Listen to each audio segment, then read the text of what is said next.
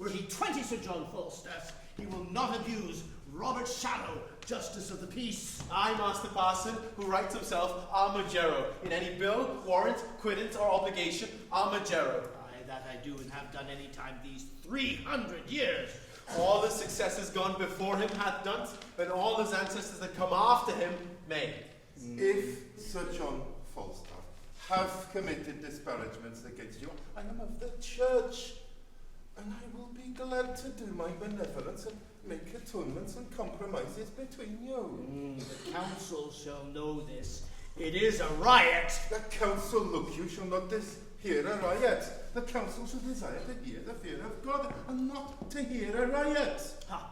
If I were young again, the sword should end it.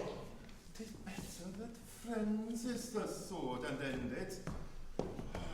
Besides, there is another matter in my mind that peradventure brings great discretions with it. There is Mistress Anne Page, which is daughter to Master Thomas Page, which is a pretty virginity, huh? I know Mistress Anne. She has brown hair and speaks small like a woman. It is the very woman for all the world, and £700 of money, and gold and silver is her grandsire upon his deathbed give, when she is able to overtake 17 years old. It were a good motion if we were to put away our pribbles and prabbles and consider a marriage between Master Abraham and Mistress Anne. The grandsire leave us £700. Aye, and her father has made her a better penny. I know the young gentlewoman, she has good gifts. £700 and possibilities is good gifts. Well, let us meet, honest Master Page. Is Falstaff there? Shall I tell a lie? I do despise a liar, as I despise one that is false, or one that is not true. The knight Sir John is here. I beg you, be led by your well-willers, huh? I will beat the door for Master Thomas. God blessing on his house, huh? Who's there? Why, God's blessing, your friend, and Justice Shallow, and he is young Master Abraham. I'm glad to see your worship as well. I thank you for my venison, Master Shallow. Much good may it do your good heart, good Master Page. I wish your venison were better. It was ill killed. How doth Mistress Page? And I thank you. I thank you. So I thank you. Oh, I thank you. I thank you. Slender, I'm glad to see you. Is Falstaff there? So he is within. I would I could do a good office between you. He hath wronged me, Master Page. So he doth in some sort confess it. If it be confessed, it is not redressed. Is that not so, Master Page? I, Robert Shallow, Justice of the Peace, say I have been wronged. Here comes Sir John. Now, Master Shallow, you'll complain of me to the king. Knight, you have beaten my men, killed my deer, and broke open my lodge. This shall be answered. No, I will answer it straight. I have done all this. That is now answered. Well, the council shall know this. Oh, it were better for you if it were known in council. You'll be laughed at. How could Sir John? Good words. Good words, good cabbage. Slender. I broke your head. What matter have you against me? Marry, sir, I have matter of my head against you, and against your coney-catching rascals, barred off from nim and pistol. You, Banbury cheese. Peace, I pray you. Now let us understand, there is 3 umpires in this matter, as I understand it. There is Master Page, fidelicet Master Page. There is myself, fidelicet myself, and the 3 parties lastly and finally, mine host of the latter. We three to hear it and end it between them. I will make a brief of it in my notebook, and we will afterwards work upon it as discreetly as we can. Pistol! Pistol, did you pick Master Slender's purse? I did he, or else I might never come in my own great chamber again else, of 7 groats and mill sixpences, and 2 Edward shovelboards that cost me 2 shillings and 2 pence apiece in the Yeat Miller. Is this true, Pistol? Ha! Thou mountain foreigner, Sir John and Mastermind, I could not challenge this Latin Bilbo. Word of denial, froth and scum, thou liest! 'Twas he. He in the red face had it. For though I cannot remember what I did when you made me drunk, I'm yet not altogether an ass. Now what say you, Scarlet and John? Why, sir, I would say the gentleman hath drunk himself out of his 5 sentences. These 5 senses. Find what the ignorance is, huh? I'll never drink whilst I live again. For this trick, I'll be drunk with those that have the fear of God in them, not with drunken knaves. And you hear all these matters denied. Gentlemen, you hear it? Nay, daughter, take the wine in. We'll drink within. This is Mr. Sand. How now, Mistress Ford? Oh, Mistress Ford. By my troth, you are very well met. And by your leave, good mistress.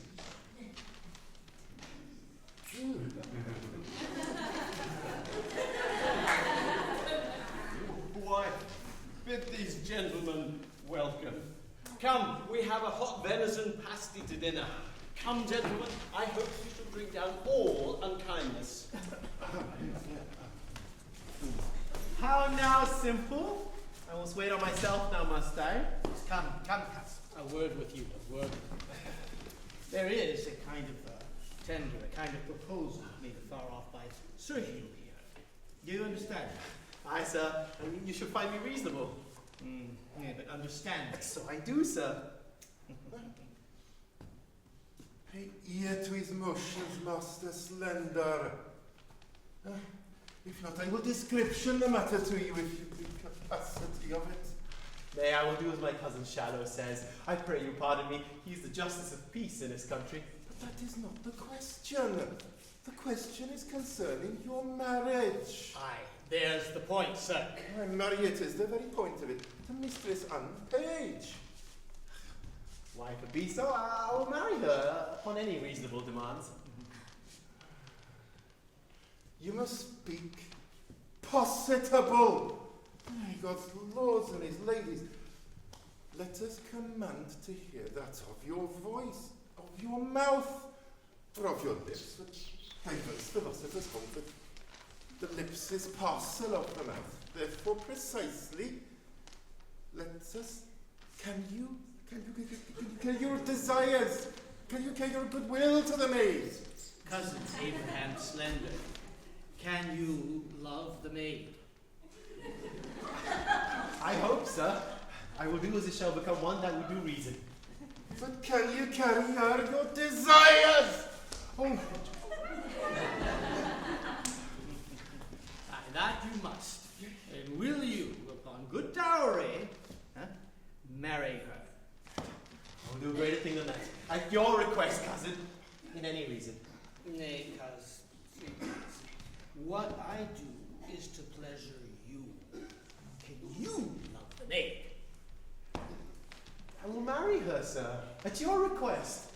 If there be no great love in the beginning, heaven may decrease it upon better acquaintance. When we are married and have more occasion to know one another, I hope upon familiarity will grow more contempt. But if you say marry her, I will marry her, that I have freely dissolved it dissolutely. The word, it is good, but say the full of it is another word, dissolutely. The word according to our understanding is resolutely, huh? Its meaning is good, huh? I think my cousin meant well. Aye, or else I might be hanged lad. Well, here comes fair Mistress Anne. Would I were young again for your sake, Mistress Anne. My father desires your worship's company. The dinner is on the table. I will wait upon him, Mistress Anne. God's blessed, well, and not the absence of the grace,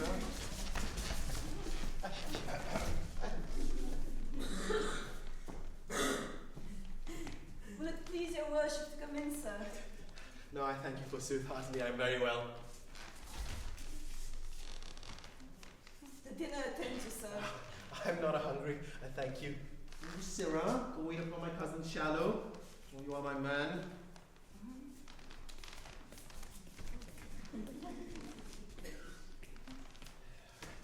The justice of peace may be beholding to his friend for a man. I keep but 3 men and a boy. But what though? Till my mother be dead, I live like a poor gentleman born. I may not go in without your worship. They will not sit till you come. Faith, I leave nothing. I thank you as much as though I did. I pray you, sir, walk your time. I'd rather walk here. I bruised my shin the other day, playing at sword and dagger with a master of fence. 3 pennies for a dish of stewed prunes, and by my troth I cannot buy the smell of hot meat since. Come, gentle master Slender, we stay for you. Pray, I'll eat nothing, I thank you. By cock and pie, you shall not choose, sir. Come, come. May pray you lead the way. Ah, come on, sir. Mr. Samuel, yourself should go first. That I so crave. I'd rather be unmannerly than troublesome. You do yourself wrong indeed, lad.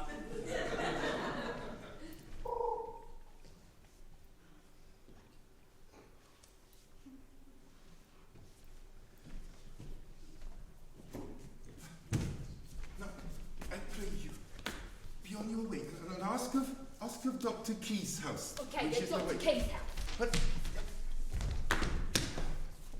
for there dwells one mistress quickly, Mistress Quickly. which is in the manner of his nurse, or his driver, sorry, his cook, his laundry, his washer and his linger. Yeah? Well, sir. Yeah, but neither is better yet. Here, give her this letter. For it is a woman that is altogether acquaintance with Mistress Anne Page. And the letter is to solicit and require and to solicit her master's desires, your master's desires, to Mistress Anne Page. Oh.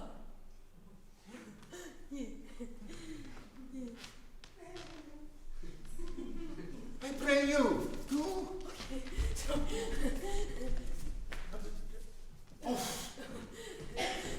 I'll make an end of my dinner. There's pippins and cheese to come.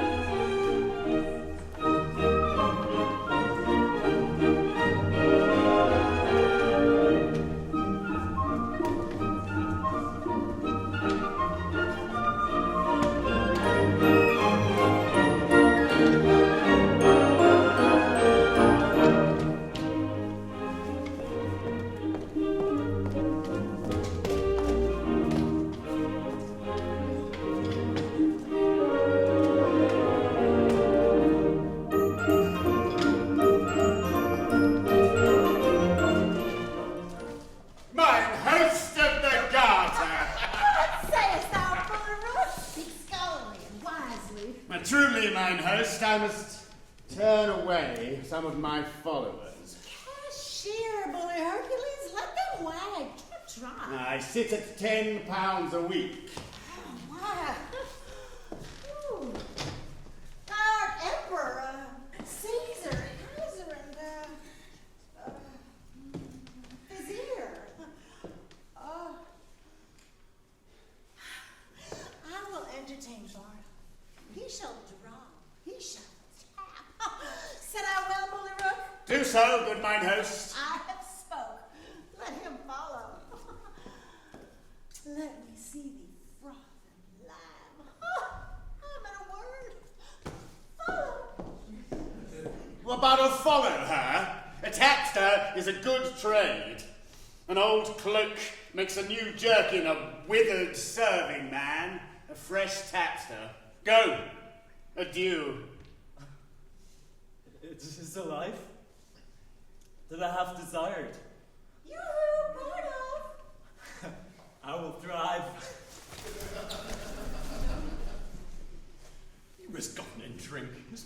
humour conceited? I am glad I'm so acquit of this tinderbox. His thefts were too open. His filching was like an unskilful singer. He kept not time. Well, sirs, I am almost out at heels. There's no remedy. I must Cody catch. I must shift. Young ravens must have food. Now, which of you know Ford of this town? I ken the white, he is of substance good. My honest lads, I will tell you what I'm about. About 2 yards and more. No quips now, pistol. Indeed, I am in the waist 2 yards about, but I am now about no waist. I am about thrift. Briefly, I do mean to make love to Ford's wife. I spy entertainment in her. She discourses, she carves, she gives the leer of invitation. I can construe the action of her familiar style, and the hardest voice of her behaviour to be Englished rightly is, I am Sir John Falstaff's. He has studied her will and translated her will out of honesty into English. Now, the report goes she hath all the rule of her husband's purse. To her, boy, say I. I've here written me a letter to her, and here another to Page's wife, who even now gave me good eyes too. Examined my parts with most judicious yards. Sometimes the beam of her view gilded my foot, sometimes my portly belly.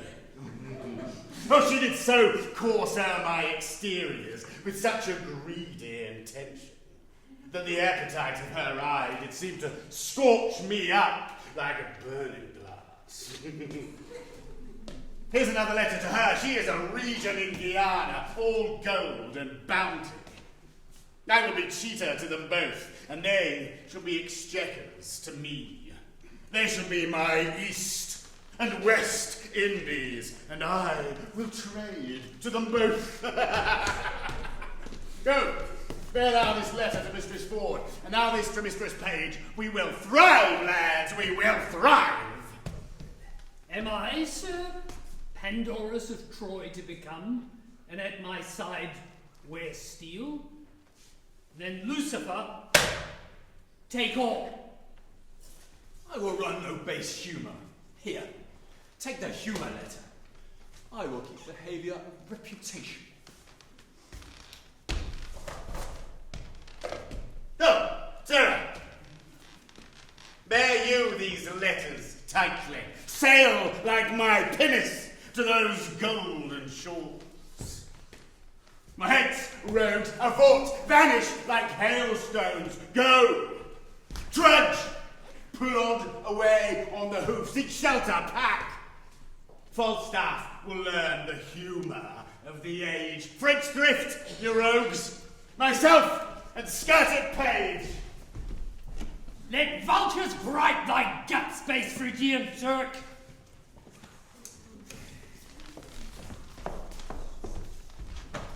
I have operations which be humours of revenge. Wilt thou revenge? By Welkin and her star, With wit or with steel? with both the humours I will discuss the humour of this love to Page. And I to Ford shall eke unfold that Falstaff, varlet vile, his dove will prove, his gold will hold, his soft couch will defile. My humour shall not cool. I will incense Page to deal with poison. I will possess him with yellowness. But the revolt of mine is dangerous. That is my true humour. Thou art the Mars of malcontents. I second thee. Troop on.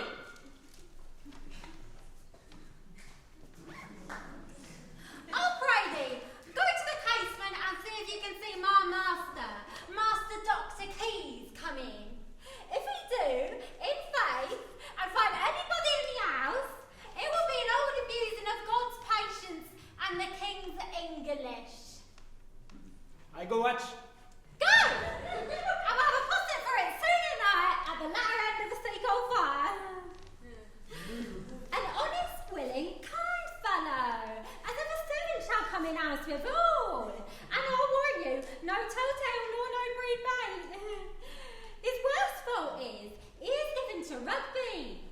It's something peevish that way. But nobody bears his fault. But let that pass. Peter Simple, you say your name is? Oh, yeah, for a bottle of a bitter. And Master Slender's your master? Aye, for sooth. Does he not wear a grey round beard like a glover's paring knife? No, forsooth, he has but a little white face with a little yellow beard. A softly sprayed man, is he not? Oh, forsooth, he is as tall a man of his hands as there's any between this and his head. I'll see you. I should remember him. Does he not hold up his head, as it were, and strut in his gait? Oh, forsooth, does he?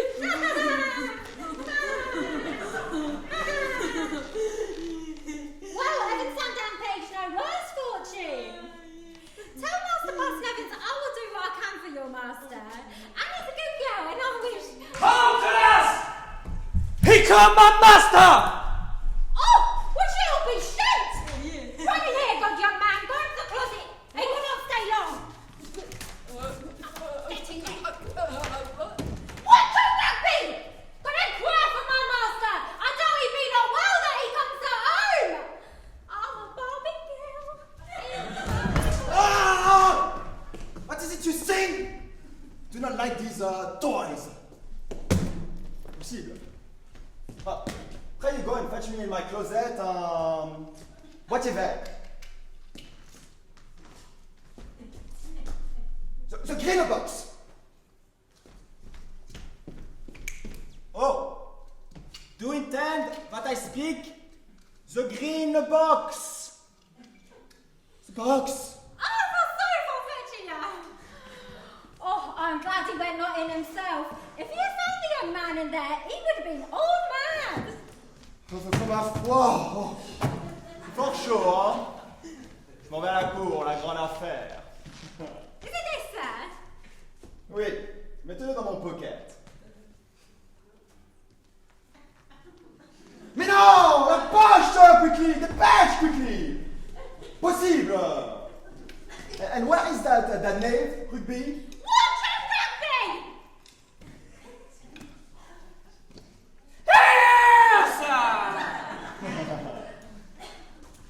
You are Jean Rugby. And you are Jacques Rugby. Come, take my rapier and let's go to the court. Tis ready, sir. Right here in the porch. What? Cache-pied. Oh, oui. There is some simples in my closet. I shall not put a band, I shall leave behind. Oh, me! I'll find the young man in there and be mad! Merci. Marianne. Oh, diable! Attendez là! Non! Rugby, ma pierre! Rugby!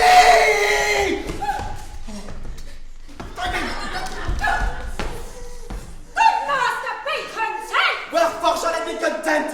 The young man is an honest man! Oh, why is there an honest man in my closet? There shall be an honest man in my closet! I beseech you, be not so phlegmatic! Hear the truth of it! He came of an errand to me from Parson Hugh! Well?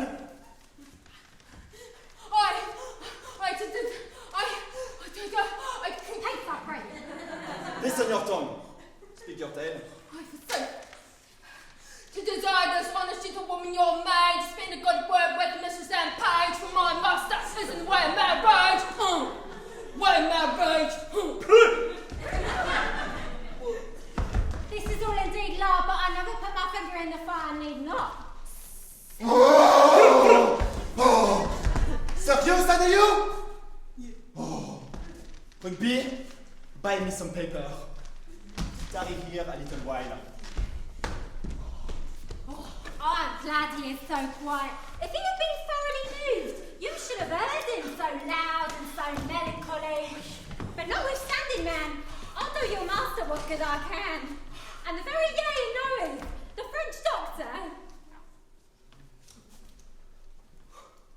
My master, I I'm a going to my master like you, for I'll keep his house and I'll wash rooms, brew plates, yeah, dress me and drink, make beds and do all myself. There's a great charge to come under one body's head. Are you averse to that? You shall find it a great charge to be up early and down late, but notwithstanding, to tell you in your ear, I would have no words of it. My master himself is in love with Mistress Anne. But I know Anne's mine. That's neither here nor there. Jacqueline, give her this letter to serve you. By God, it is a challenge! Oh, I will cut his throat in the park, and I will teach a scurvy jack-dog-named priest to meddle or make. You may be gone. It is not good you tarry here. Oh, I will cut all his 2 stones. He shall not have 1 stone to throw at his dog.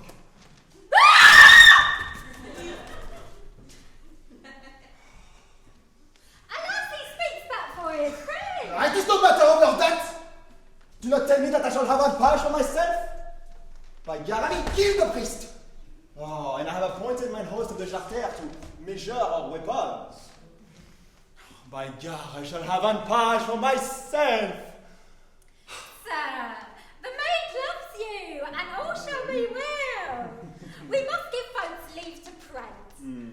Rigby, come to court with me. Oui. If I have not 1 page, I shall turn your head at my door, at my head, Rigby. And you shall have a full set of your own. No, I know Anne's mind for that. Never a woman in Windsor knows Anne's mind as I do, or can do more than I do with her. Oh, thank heaven. Who's within there? Ho!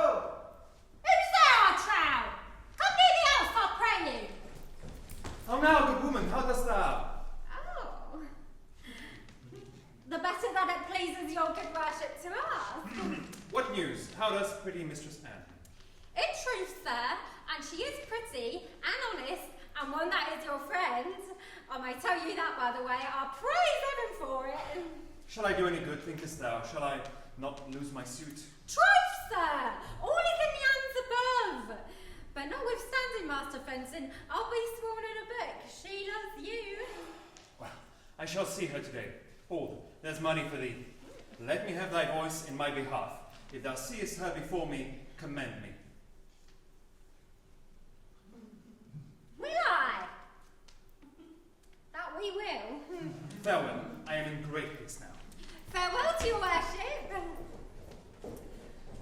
Truly, an honest gentleman. But Anne loves him not. For I know Anne's mind as well as another does. Out upon it, what have I forgot?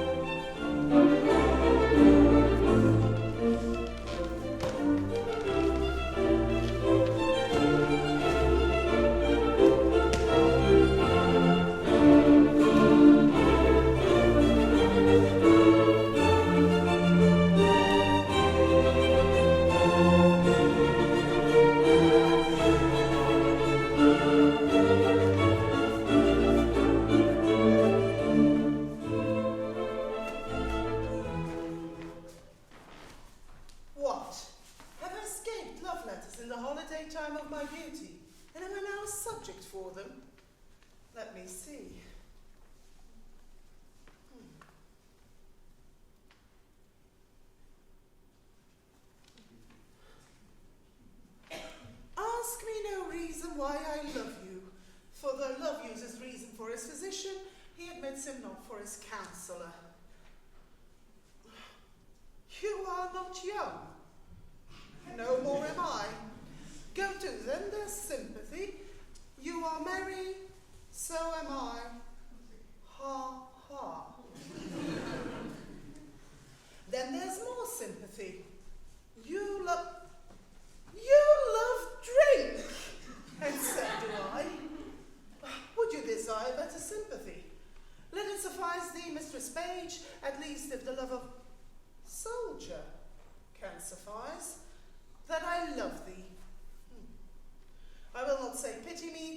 soldier-like phrase, but I say, love me.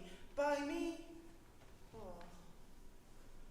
Thine own true knight, by day or night, or any kind of light, with all his might for thee to fight.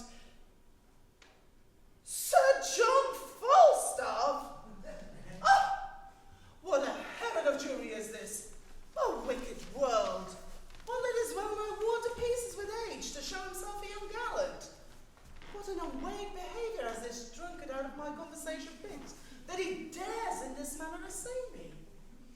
Why, he had not been thrice in my company. What should I say to him? I was then frugal of my mirth, heaven forgive me. Why, I'll exhibit a bill in Parliament for the putting down of men. How should I be revenged on him? For revenged I will be, as sure as his guts are made of puddings. Trust me, Mistress Page. I was coming to your house. Oh, and trust me, I was coming to you. I'm gonna fall off. I'm so excited. Okay. Mistress Page, give me counsel, woman. What's the matter, woman? Oh, if it were not for one trifling respect, I could come to such an honor. Well, hang the trifle, take the honor. What is it, woman? Dispense with trifles, what is it? If I would but go to hell for an eternal moment or so, I could be knighted. What? Oh, thou liest, Sir Alice Ford.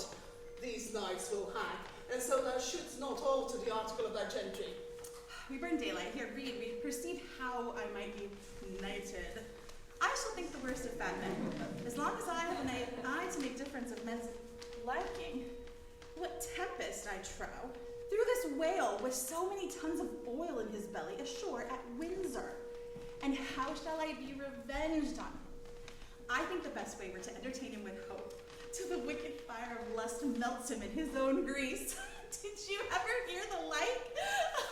Letter for letter, but that the name of Ford and Page differs. To thy great comfort in this mystery of ill opinions, here's the twin brother of thy letter. But let thine inherit first, for I protest mine never shall.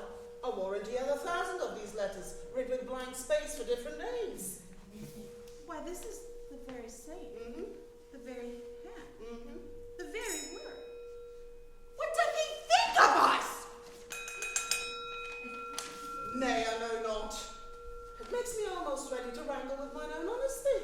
Unless he knows some strain in me that I know not myself, he never would have boarded me in this fury. Oh, boarding, call you it. I should be sure to keep him above deck.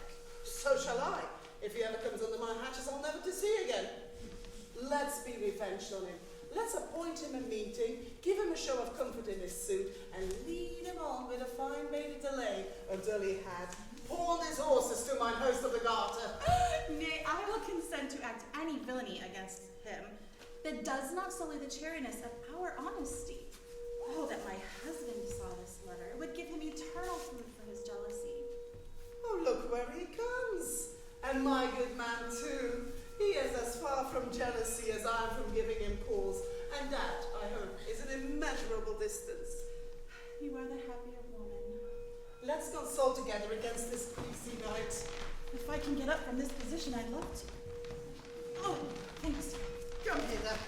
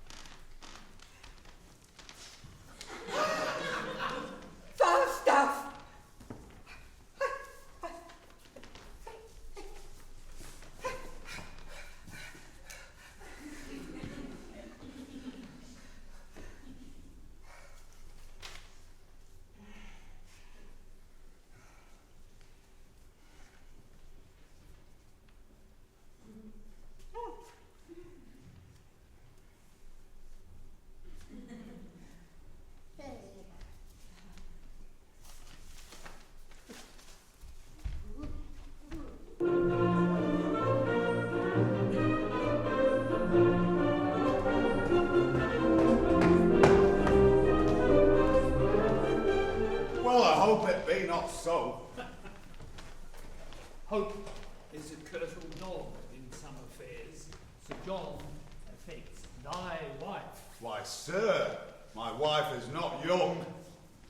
He woos both high and low, both young and old, both rich and poor, one with the other forward. He loves the gallantry. Her pen Love my wife? with liver burning hot. Prevent. I will be patient. I will find out this. And this is true.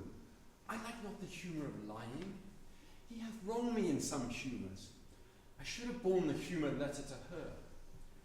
He loves your wife. There's the short and the long. My name is Corporal Nin. I speak and I avouch 'tis true. My name is Nin, and Falstaff loves your wife. Adieu. I will seek out Falstaff. I never heard such a drawling, affecting rogue. If I do find it, well. How now? Whither go you, George? Oh, you? Oh, where's the melancholy? I'm melancholy. I'm not melancholy. Get thee home, go. Faith, thou hast some crotchets in thy head. Will you go too, Mr. Page? Have with you. You'll come to dinner, George? Look who comes yonder. She'll be our messenger to this paltry night. Trust me, I thought on her she'll fit it. You are come to see my daughter Anne? Ah, forsooth! And I'll pray how does good Mistress Anne? Go in with us and see. We have an hour's talk with you. How now, Master Fool? You heard what this knave told me, did you not? And you heard what the other told me. Do you think there'll be any truth in them? Hang 'em, slaves. I do not think the knight has it in him. But these others that accuse him in his intent towards our wives, a yoke of his discarded men. Very rogues now they be out of service. Were they his men? Marry, were they? I like it never the better for that. Does he lie at the garter? Aye, marry, does he? If he should intend this voyage toward my wife, then I would turn her loose to him, and when he gets more of her than sharp words, and let it lie on my head. I would not misdoubt my wife, but I'd be loath to turn them together. A man can be too confident. I would let nothing lie on my head. I cannot be thus satisfied. Look where my ranting host at the garter comes. There is either liquor in her pate or money in her purse that she looks so merrily. How now, mine host? How now, Bullyrick? Thou art a gentleman. I follow mine host, I follow. Oh, good evening, 20, Master Page. Will you go with us? We have sport at hand. Tell him, Bullyrook, tell him. Well, there is a fray to be fought between Sir Hugh, the Welsh priest, and Keys, the French doctor. Mine host of the garter, a word with you. What sayest thou, Bullyrook? Will you come with us to behold? I think my host has had the measure of their weapons and has given them contrary places. I'll tell you what our sport will be. Hast thou not suit against my knight? Nor I do protest, but I'll give thee a pottle of burnt sack if thou give me recourse to him and say my name is Brooke, only for a jest. Well, my hand, Bully. Thou shalt have egress and regress. Said I well, and thy name shall be Brooke. I've heard the Frenchman hath good skill in his rapier. Thanks, sir, I could have told you more. And these days it's all distance and staccatos and passes. Tis here, Master Page, tis the heart. I have seen a day when, with my broadsword, I could make 4 of these tall fellows skip like rats. Here, here, boys, here, here. Shall we wag?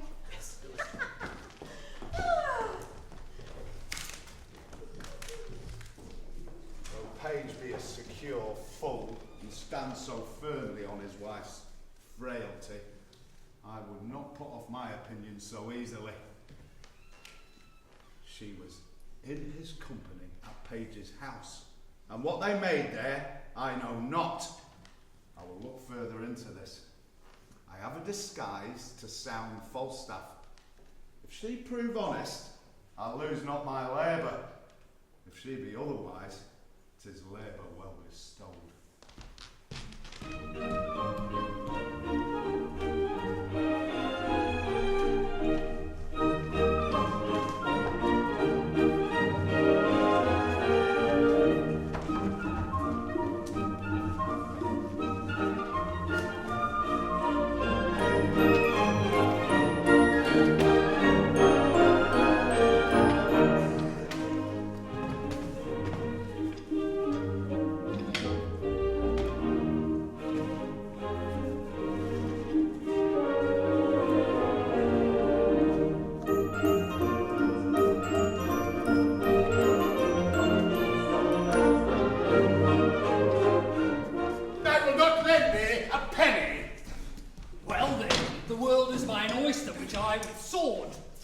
Not a penny.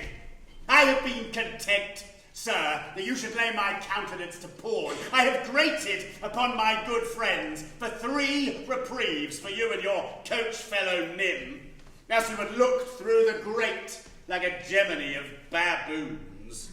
I am damned in hell for swearing to gentlemen my friends you are good soldiers and tall fellows. Didst thou not share? Hadst thou not 15 pence? Reason, you rogue, reason! Thinkest thou I'll endanger my soul gratis? At a word, hang no more about me. I am no gibbet for you. Go! Go! You'll not bear a letter for me, you rogue. You stand upon your honour. Why? Thou unconfinable baseness! It is as much as I can do to keep the terms of my honour precise. I myself, sometimes leaving the fear of God on the left hand and hiding my honour in my necessity, and fain to shuffle, to hedge, and to lurch, and yet you rogue, well, it scots your rags, your cat-a-mounting looks, your red lattice phrases, and your bold beating oaths under the shelter of your honour. You will not do it. You. I do relent. What more wouldst thou have of man? So, there's a woman would speak with you. Oh, let her approach. Give your worship good morrow. Oh, good morrow, good, wife. Not so! Please, your worship. A good, maid, then. I'll be sworn as my mother was the first I was born. I do believe the swearer. What with me? Shall I vouchsafe your worship a word or two? Of 2,000, fair woman, and I'll vouchsafe thee the hearing. There is one Mistress Ford, sir. I'll pray thee, come a little nearer this way. I myself dwell with Master Dr. Key. Well, on Mistress Ford, you say? Your worship says very true. I'll pray thee, come a little nearer this way. I warrant thee, nobody hears. Mine own people. Mine own people. Are they so? Well, God bless them and make them his servants. Well, Mistress Ford, what of her? Why, sir, she's a good creature. Lord, your worships are wanton. Well, heaven forgive you and all of us are pray. Mistress Ford! Come, Mistress Ford. Marry, sir, this is the short and long of it. You have brought her into such a canaries as 'tis wonderful. The best quarter of them all, when the court lay at Windsor could never have brought her into such a canaries. And yet there's been knights and lords and gentlemen with their coaches.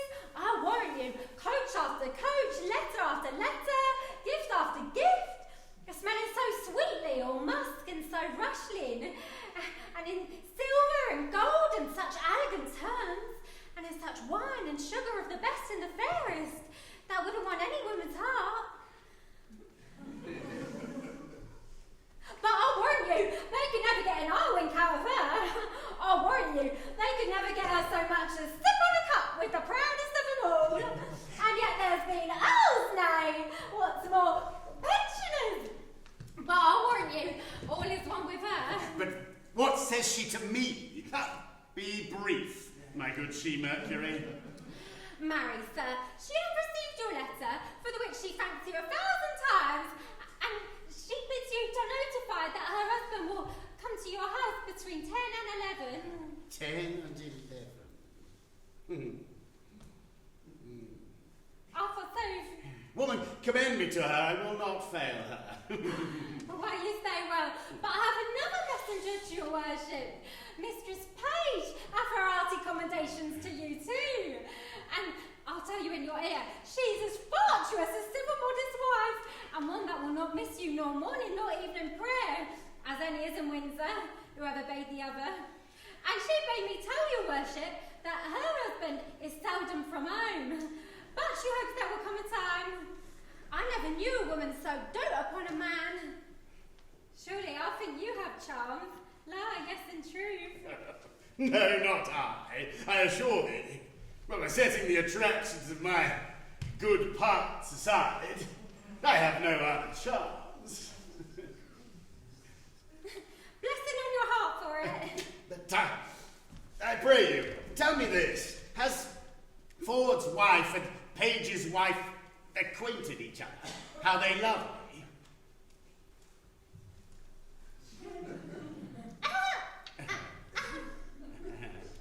That were just indeed. They have not so little grace at home. That were a trick indeed. But Mistress Page would desire you to send your little Page. He may come and go between you both. Women, fare thee well, commend me to them both. Here's my purse.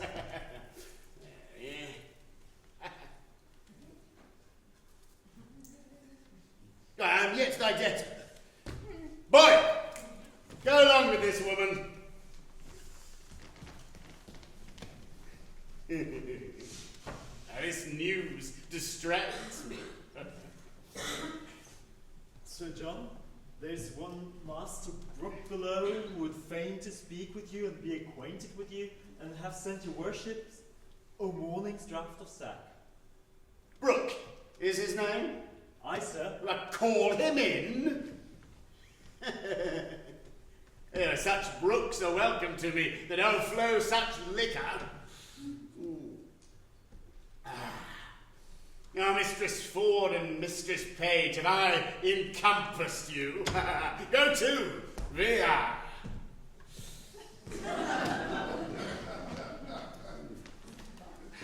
Bless you, sir. And you, would you speak with me? I would make bold to press with so little preparation upon you. Oh, you're welcome. What's your will? Well, give us leave, drawer. I am a gentleman who hath spent much. My name is Brooke. Well, good Master Brooke, I desire more acquaintance of you. Good Sir John, I sue for yours, not to charge you, for I would have you understand that I consider myself in better plight for a lender than you are, the which hath something emboldened me to this unseasoned intrusion. For they say, if money goes before, all ways to lie open. Money is a good soldier, sir, and will on. Troth, and I have a bag of money here that troubles me. If you could help me, Sir John, by bearing the whole or half for easing me of the carriage. Sir, I know not how I may deserve to be your porter. I will tell you, if you give me the hearing. Speak, good Master Brooke, I shall be glad to be your servant. Sir, I will discover a thing unto you, wherein I must very much lay open mine own imperfections. But, good Sir John, as you keep one eye on my follies, as you hear them unfolded, turn another into the register of your own, that you may let me pass the easier, since you yourself know how easy it is to be such an offender. Very well, sir, proceed. There is a gentlewoman in this town.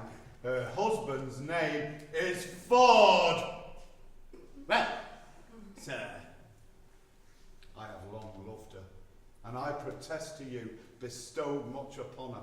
I have followed her with a doting observance, engrossed opportunities to meet her. Not only have I bought her many presents, but I have given largely to many to know what she would have given. Briefly, as I have pursued her, so love hath pursued me, which hath been on the wing of all occasions. But whatsoever I have merited, either in my mind or in my means, I have received none, unless experience be a jewel that I have purchased at an infinite rate. Well, have you received no promise of satisfaction at her hands? Never. Well, have you importuned her to such a purpose? Never. Well, of what quality was your love, then? Like a fair house built on another man's ground, wherein I have lost my edifice for mistaking the place where I erected it. And to what purpose have you unfolded this to me? Well, when I've told you that, I've told you all. For, though some say she may appear honest to me, in other places she enlargeth her mirth so far that a shrewd construction can be made of her. Now, Sir John, I get to the heart of our purpose. For you are a gentleman of excellent breeding, of admirable discourse, of great admittance, authentic in both place and person, generally allowed for your warlike, courtlike, and learned preparation. No, sir. Believe it, for you know it. There is money. Spend it. Spend it. Spend more. Spend all I have. Only give me so much of your time in exchange for it as to lay an amiable siege to the honesty of this Ford's wife. Use your art of wooing. Win her to consent to you. If any man may, you may as soon as any. And would it agree well with the vehemency of your affection that I should win what you would enjoy? Methinks you prescribe to yourself very preposterously. Oh, understand my drift. She dwells so securely on the excellency of her honour that the folly of my soul dares not present itself to her. She is too bright to be looked against. But if I could go to her with a divulgence in my hand, then I had both instance and argument to commend myself to her. Then I might drive her from the ward of her purity, her marriage vows, her reputation, and 1,000 other her defences, which now are too strongly embattled against me. What say you to it, Sir John? Master Brooke, I will first make bold with your money. Next, give me your hand. And last, as I am a gentleman, you shall, if you will, enjoy Ford's wife. Oh, good sir. I say you shall.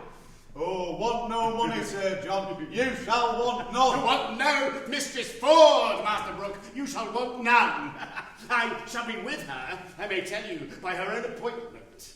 Not even as you came into me, her assistant or go-between parted from me. I say I shall be with her between 10 and 11. For at that hour the jealous, rascally knave, her husband, will be forth. Oh. Come to me at night and you shall know how I speed. I am blessed to make your acquaintance, sir. Do you know Ford, sir? Oh, hang him, poor cuckoldly knave, I know him not. And yet I wrong him to call him poor. For they say The jealous Whitterly knave hath masses of money, for the which his wife seems to me well favoured.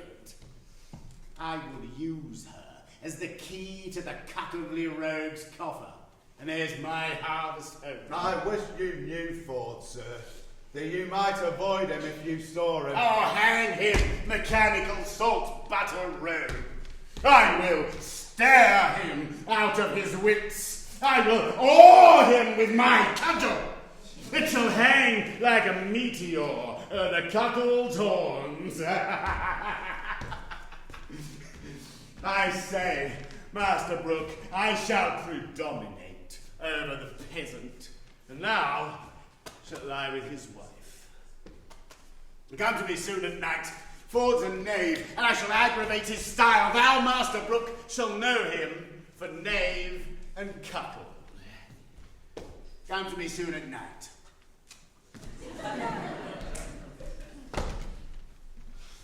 What a damned Epicurean rascal is this? My heart is ready to crack with impatience. Who says this is improvident jealousy? My wife hath sent for him. The hour is fixed. The match is made. What man would have thought of this? See the hell of having a false woman? My bed shall be abused. My coffers ransacked. My reputation gnawn at. And not only shall I receive this villainous wrong, but stand under the adoption of abominable terms, and by him that does me this wrong. Terms? Names? Cuckold? Why, the devil himself hath not such a name.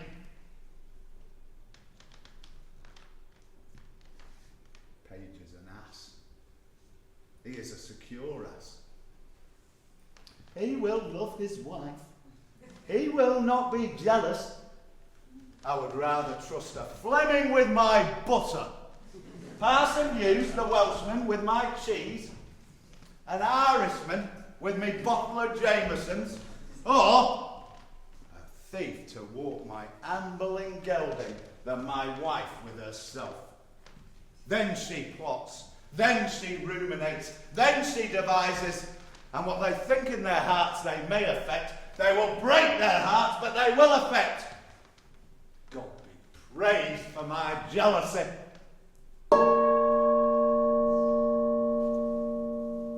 11 o'clock the hour.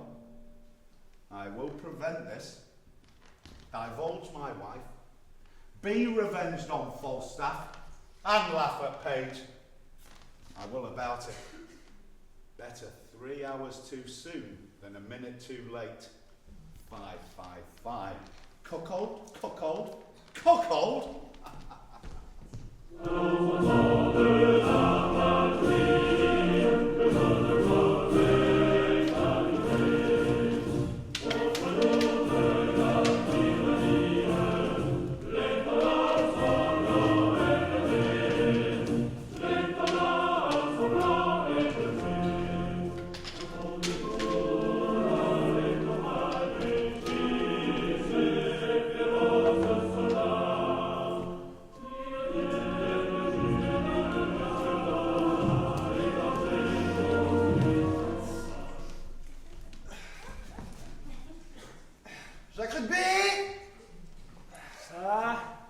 What is the clock, Jacques?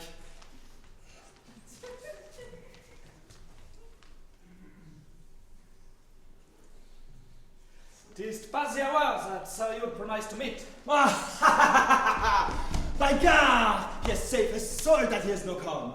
He has prayed his Bible well that he has no come. By God, Jacques will be. He's dead already if he become.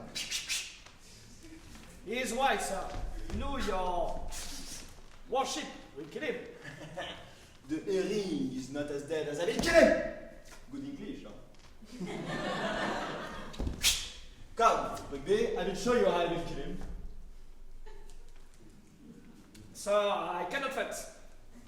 Rigby, Rigby, chaque fois tu fais le coup. Rigby. Allez, Rigby. C'est plus rapide, Rigby. Un peu plus vite, hein. Et... Ah, une belle épée, comme on aime. T'es prêt? 1, 2, 3, 4. Ah, touché. 1, 2, 3, 4. Et retouché. Oui, mais un peu plus. 1, 2, 3, 4. Voilà, c'est bon ça. Ah, oh, oh. Bien le pied. Attends, rugby. Ah. Oh, rugby. Rugby. Oh, les rois. Oh, le bon pas français. Oh, le bon, la Dordogne, Marseille.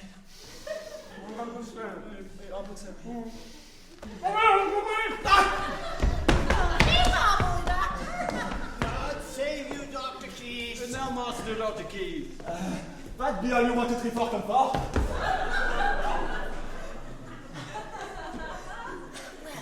To see thee fight, to see thee find, to see thee traverse, to see thee here, to see thee there, to see thee pass thy punta, thus stop thy distance, thy montante.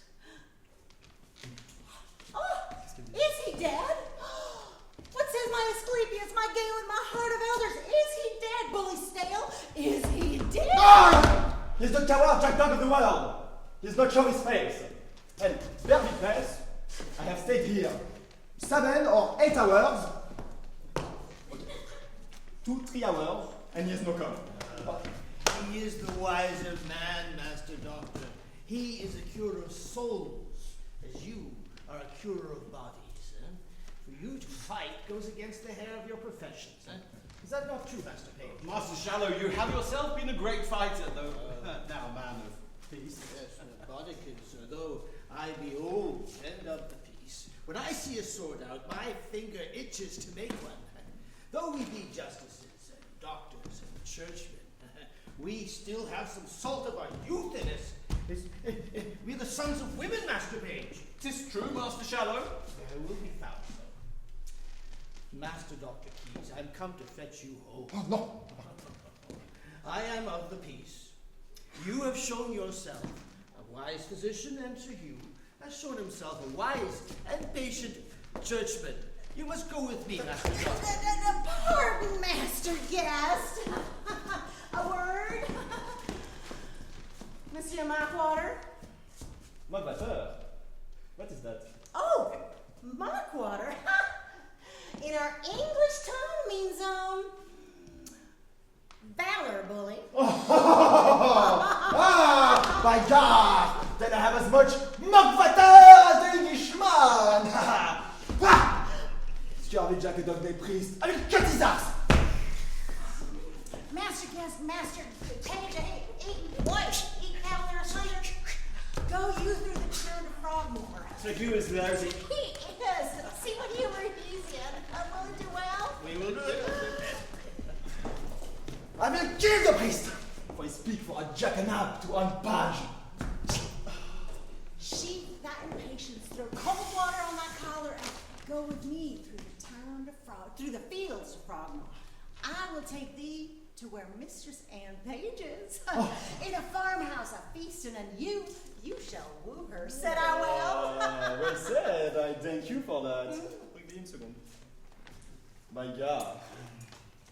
I love on you, and I shall procure you the good guests, the herbs, the counts, my passion. For the which I will be your adversary towards Mistress Anne Page. Said I well? Ah, that's that is good. Well, shall we wide? Ah, at my heel like me.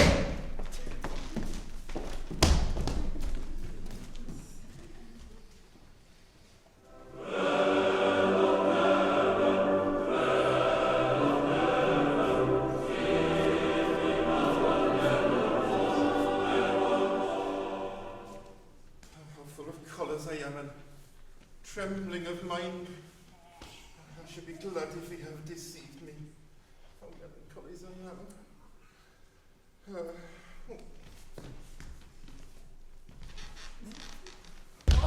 Yeah. Yeah. shall knock his urinals about his knaves costard if I have good opportunities for the work. Mercy on me. Oh. I have a great disposition to cry.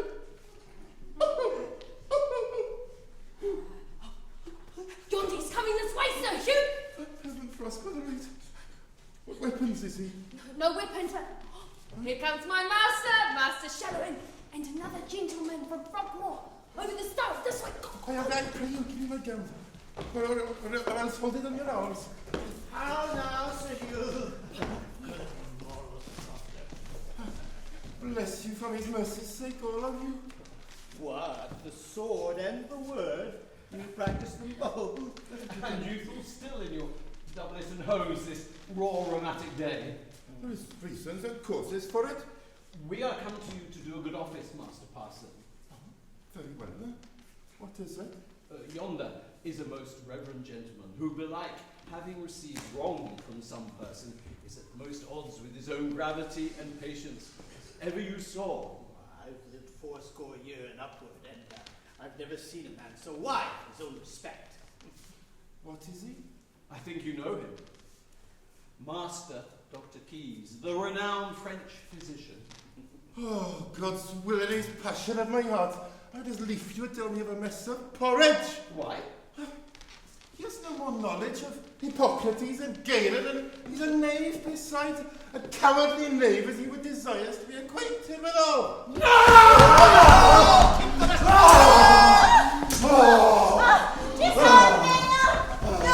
Nay, keep in your weapon, Master Parson. Look at keep their skins whole and hack our English. Why you let me speak a word of your ear? Therefore will you not habit me? Pray you, patience. You are the jump, ape. I pray you, as I desire you in friendship, let us not be the laughing stock of the men's humours. I will, one way or another, make you amends. Huh? I will knock your urinals about your knave, coxcomb for missing your meetings and appointments.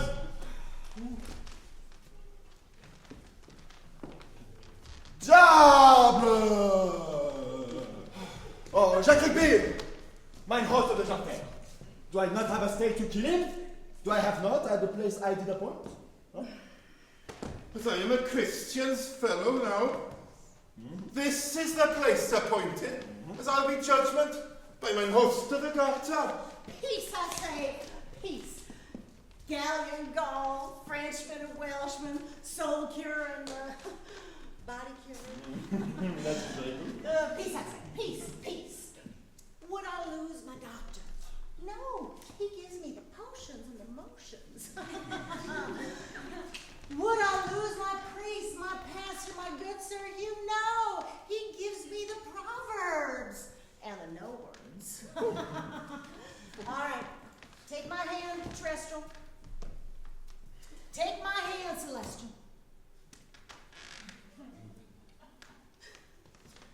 Boys of art, hear that host of the garter. I have deceived thee both. I have directed thee to wrong places, but your hearts are mighty and your skins are whole, and let burnt sack be the issue. Come, lay their swords to pawn. Follow, I say, lads of peace, follow. Come on, follow. Do I perceive that? How you make the soul of us? Ha ha! This is well. She has made us a flouting stock. I pray you desire in friendship, and let us knock our brains together to be revenged against this same skull, scurvy, cogging companion, the host of the Garter. My God, with all my heart. Oh, she had promised me to take me where Alpages. Oh my God, she had deceived me too. Oh, then I will smite her no doubt. Pray you follow her.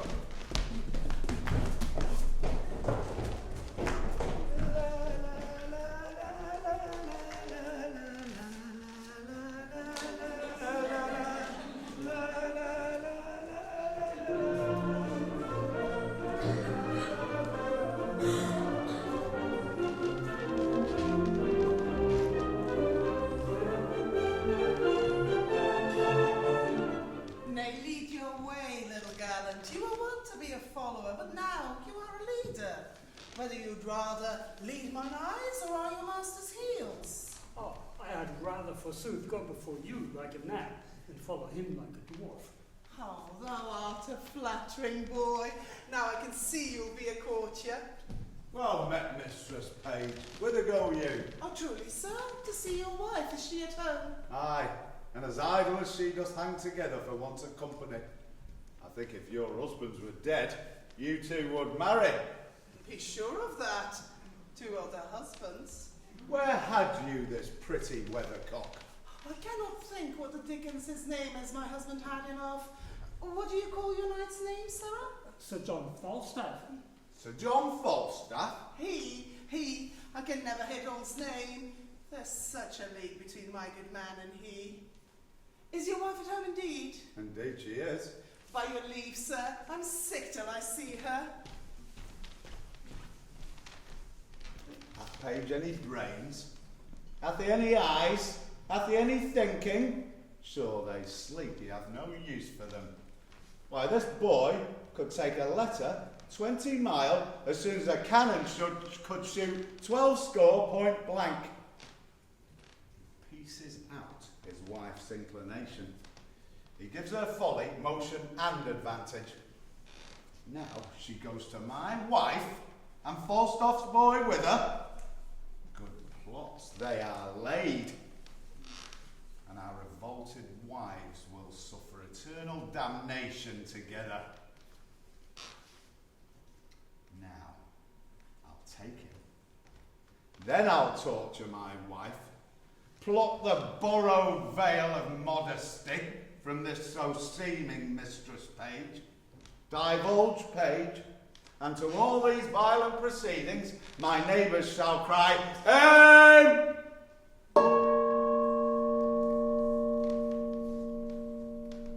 The clock gives me my cue, and my assurance bids me search. There I shall find Falstaff. It is as positive as the earth is firm that he shall be there. I will go to it. Well met, Master Ford. Trust me, a good knot. I have good cheer at home. I pray you all come with me. I must excuse myself, Master Ford. We have appointed to dine with Mr. Sand. We have lingered about a match between my cousin Slender and fair Mistress Page, and I think today we will have our answer. I hope I have your good will, Father Page. You have, Master Slender. I stand wholly for you.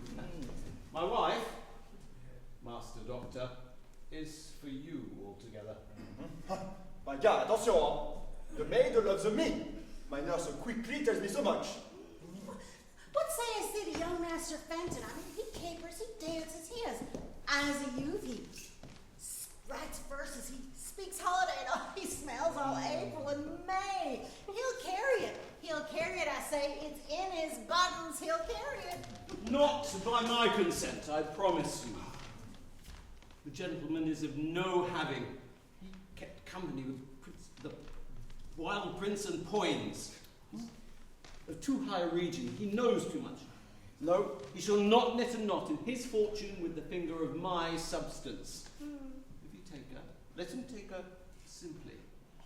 The wealth I have waits on my consent, and my consent goes not that way. I beseech you heartily. Some of you will go home with me to dinner. Besides good cheer, you shall see sport anon. I will show you a monster. Good Master Doctor, you shall go. So shall you, Master Page, and you, Sir Hugh. Oh, well, fare you well. We will have the freer wooing at Master Page's. Rigby! Jacques Rigby! Go home. I come alone. Well, farewell, my hearts. I will then to my honest knight Falstaff and drink canary with him. Oh. I shall drink a pipe of wine with him first. I shall make him dance. Oh, gentlemen, let's go. Have with me to see the monster.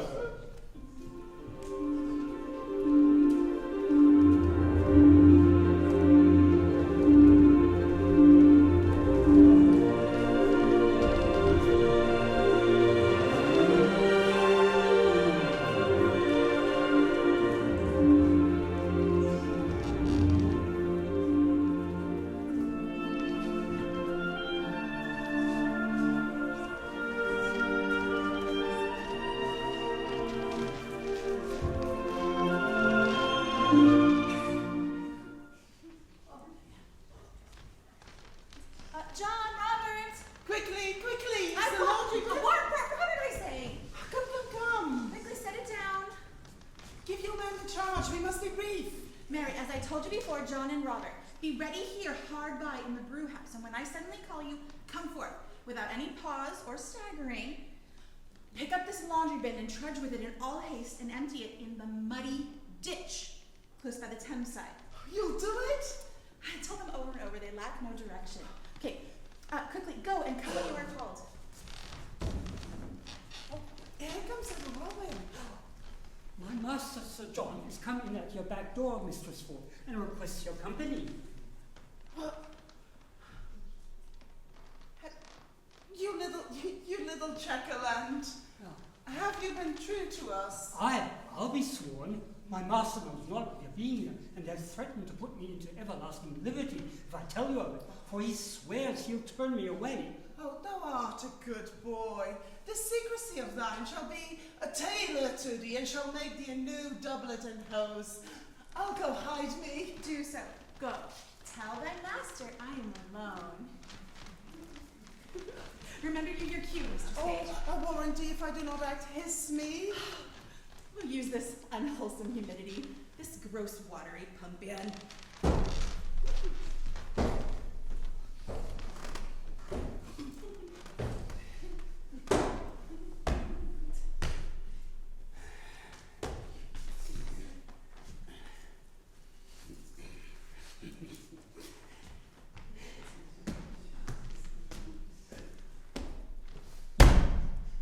Have I caught thee, my heavenly jewel?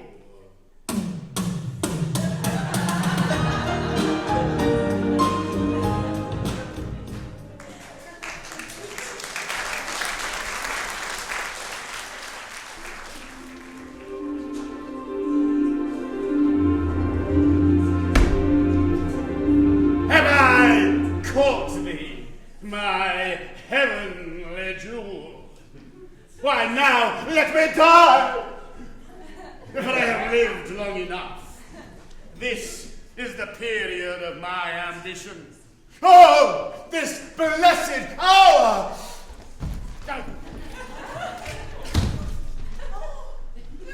Sweet Sir John! Mistress Ford, I cannot come, I cannot predict, Mistress Ford. Now shall I sing. In my wish, I would thy husband were dead.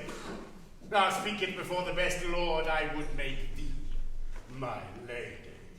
Ah, your lady, Sir John, alas, I should make a pitiful lady. Well, let the court of France show me such another. Now I see how thine eye would emulate the time. Thou hast the right arched beauty of the brow. A plain kerchief, Sir John. My brows become nothing else, nor that well neither. By the Lord, thou art a traitor to say so. For thou wouldst make an absolute courtier, and the firm fixture of thy foot would give an excellent motion to thy gait in a semicircled farthingale. I see what thou wert. If fortune thy foe were not, nature thy friend, come! Thou canst not hide it! Oh, believe me, Sir John, there is no such thing in me. What made me love thee? Well, let that persuade thee there's something extraordinary in thee. Now come, Mistress Ford, I cannot call and say thou art this and that. like some of these lisping hawthorn buds that come like women in men's apparel. I cannot. But I love thee. None but thee, and thou deservest it. Do not betray me, Sir John. I fear you love Mistress Page. No, thou mightst as well say I love to walk by the counter gate, which is as hateful to me as the reek of a lime kiln. Heaven knows how I love thee, and you shall one day find it. Keep that in mind. I'll deserve it. I must tell you so you do, or else I could not be in that mind. Mistress Ford! Here's Mistress Page at the door, sweating and blowing and looking wildly, and would need speak with you presently. Oh, she shall not see me. I will ensconce me behind the arras. Pray you do so. She's a very tattling woman. Oh, Mistress Ford, what have you done?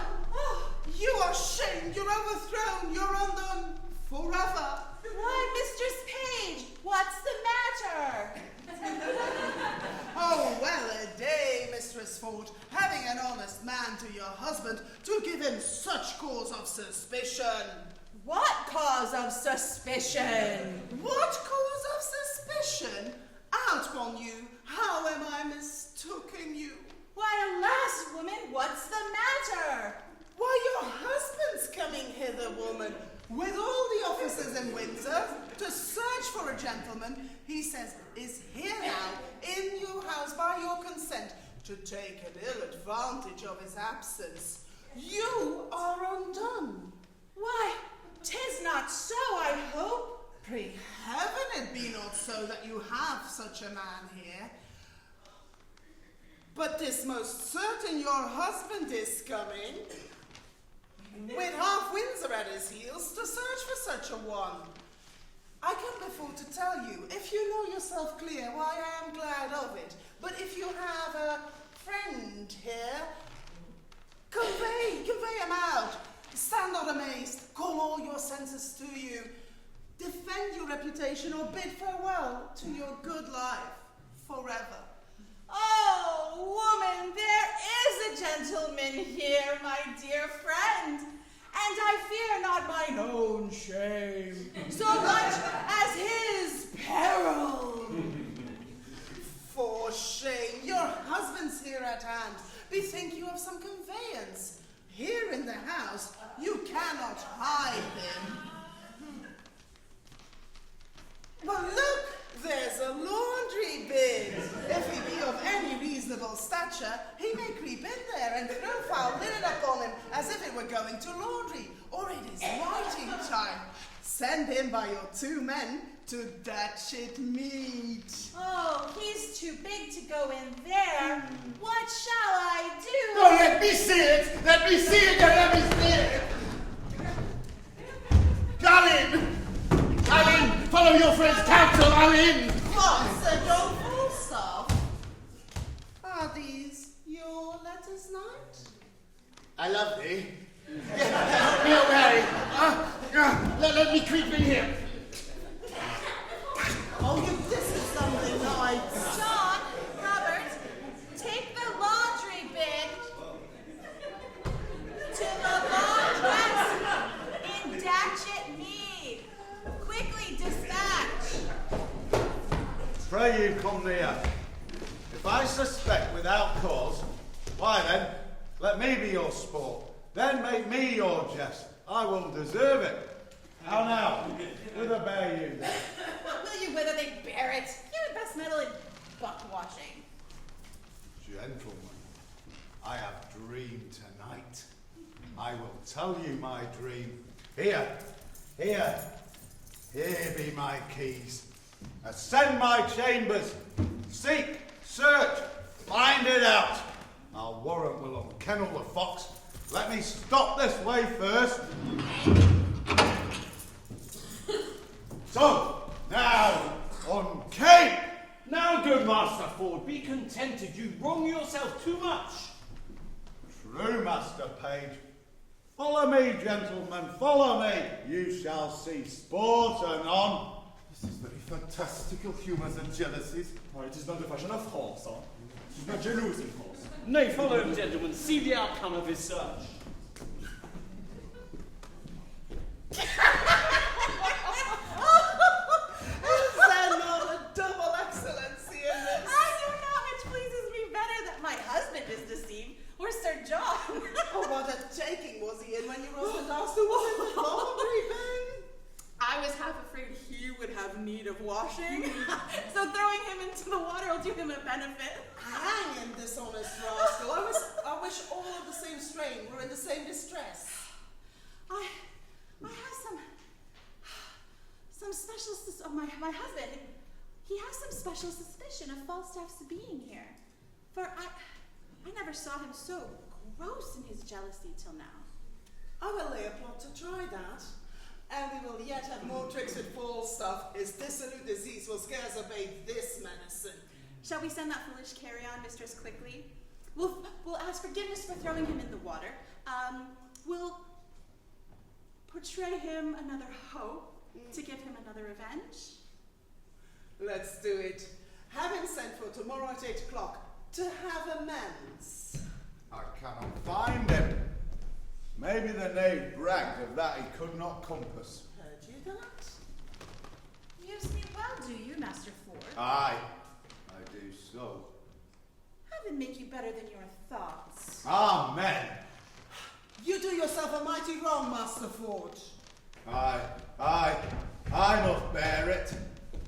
Oh, if there is anybody in the house and in the chambers and the coffers and the presses, heaven forgive my sins at the day of judgment. By God! No, I do. There is nobody's. Fie, Master Ford. Are you not ashamed? What spirit, what devil suggests this imagination? I would not hide your distemper in this kind for the wealth of Windsor Castle. It is my fault. I must suffer for it. You suffer for a bad conscience, Master Ford. It's better you put away your jealousies. Serve God, huh? And I see it is an honest woman, no? Oh. As honest a woman as I would desire, 5,500 besides. Well, I have promised you a dinner. Come, walk in the park. I pray you pardon me. I will hereafter tell you why I have done this. Come, my wife, come, Mistress Page. I pray you pardon me. I pray you heartily pardon me. Let's go, gentlemen. But trust me, we will mock him. I do invite you tomorrow to breakfast to my house. After we'll go a-birding. I have a very fine hawk for the bush. Shall it be so? Anything. If there be one, I shall make two in the company, eh? And if there be one and the two, then I shall make it a third. Pray you go, Master Page. I pray you tomorrow, remembrance on my host to the garter. By God, that is good, with all my heart. Lousy knave to have a jibes and a mockeries,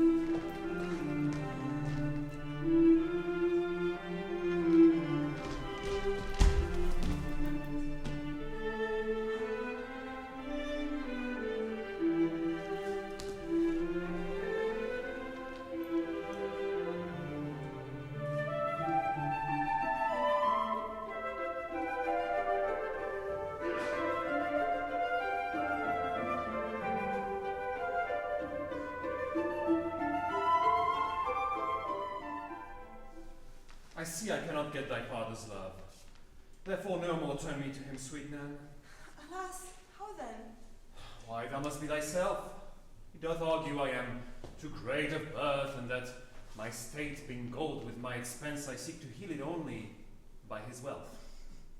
Besides these other bars he lays before me, my riots past, my wild societies, and tells me 'tis a thing impossible I should love thee but as a property. Maybe he tells you true. No, heaven so speed me in my time to come.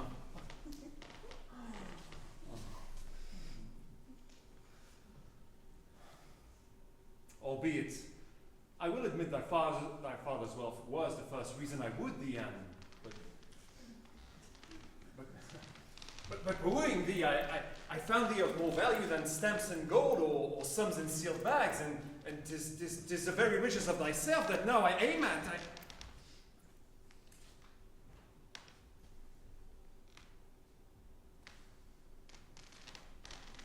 Gentle Master Fenton.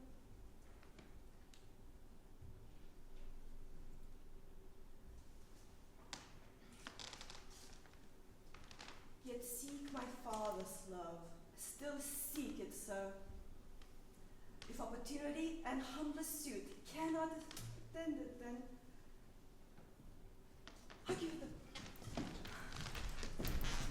Break their talk, mistress, quickly. My kinsman will speak for himself. I'll make shaft of bolt-ons. God's lit is but venturing. Be not dismayed. No, she shall not dismay me. I care not for that, but that I am afeard. Hockley!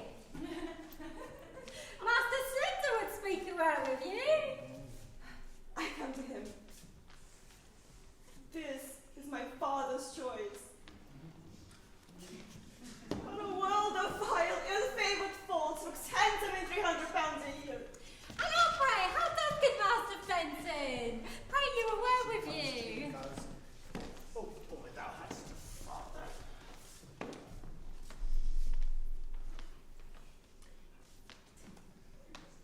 I had a father, Mistress Anne.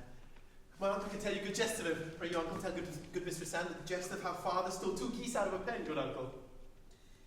Mistress Anne, my cousin loves you. Aye, that I do. As well as I love any woman in Gloucestershire. He will maintain you like a gentlewoman. Aye, that I will. Come cutting long tail under the degree of a squire. He will give you £150 jointure. Good Master Shallow!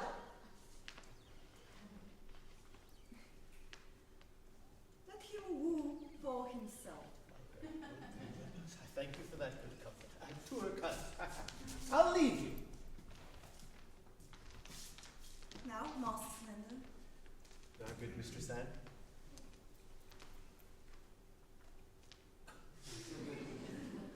What is your will? My will? Odds heartlings, I've not made my will yet, I give heaven praise. I'm not such a sickly creature, I thank heaven. I mean, Master, what would you with me? Truly for mine own part, little or nothing. Your father and my uncle have made motions. They can tell you how things go better than I can. Here comes your father. Now, Master Slender, love him, daughter Anne. What? Why, how now? What does Master Fenton here? You wrong me, sir, thus still to haunt my house. I told you, sir, my daughter is disposed of. Nay, Master Page, be not impatient. Good Master Fenton, come not to my child. She is no match for you. Sir, will you hear me? No, good Master Fenton. Come, Master Shallow, son Slender, in. Knowing my mind, you wrong me, Master Fenton.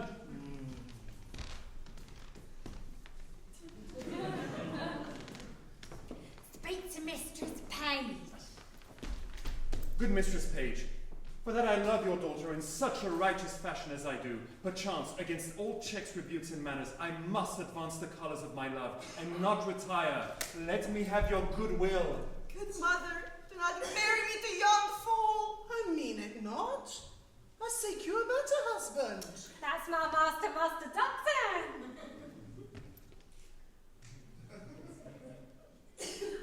Alas, I'd rather be set quick in the earth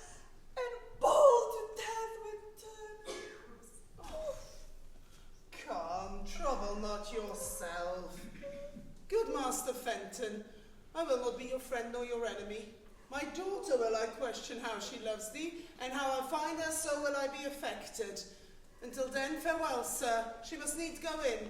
Her father will be angry. Farewell, gentle mistress. Farewell, sweet Nan. This is my doing now. Nay, said I, will you cast away your child on a fool in a physician? Look on Master Fenton. This is my doing.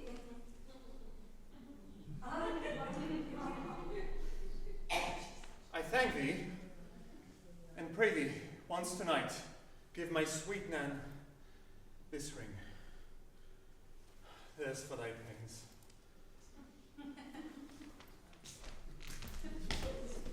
Now haven't done me good fortune. A kind heart here. A woman would run through fire and water for such a kind heart. But I wouldn't my master had Mistress Anne. Or in sooth, I would Master Slender had her.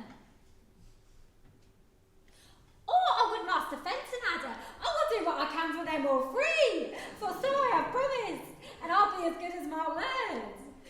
But speciously for Master Fenton.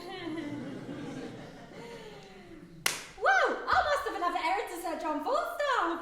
What a beast I am to slap it.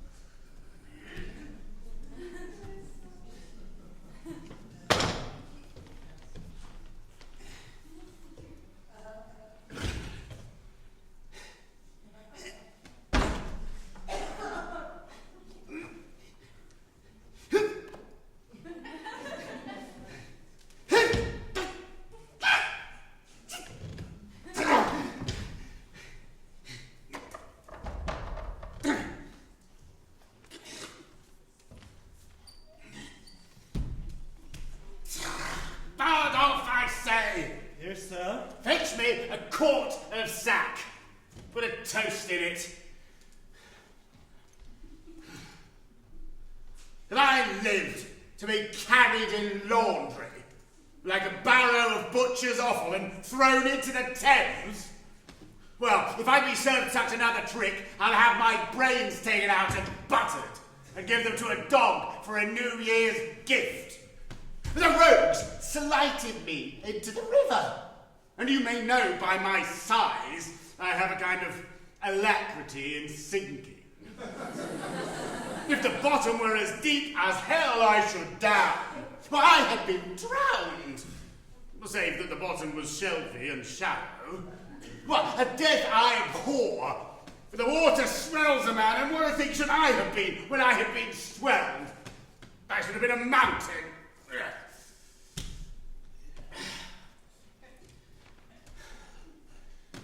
Yes, Mistress Quickly, sir, to speak with you. I had me pour some sack into the Thames water. My belly's as cold as if I had swallowed snowballs for pills to cool the rain.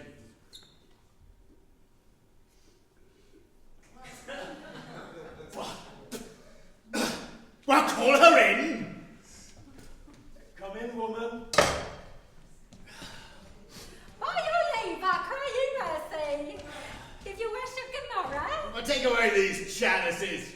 Go brew me a pottle of sack, finely. With eggs, sir? Simple of itself. I'll no pullet sperm in my brewage. Well, how now? Marry, sir, I come to worship from Mistress Ford. Mistress Ford? I have had Ford enough. I was thrown into the Ford. I have my belly full of Ford. Ford. Alas the day! That was not her fault. She does so take on with her men, they mistook their erection. Well, so did I mine, to build upon a foolish woman's promise. Well, sir, she laments it, that it would yearn your heart to see it. Her husband goes this morning a-birding. She desires you to come to her once more between 8 and 9. I must carry her word quickly. She'll make you amends, I'll warrant you. Well, I will visit her, tell her so, and bid her think what a man is. Let her consider his merits, and then judge of my quality. I will tell her. Do so. Between 9 and 10, sayest thou? 8 and 9, sir. Well, be gone, I will not miss her. Peace be with you, sir.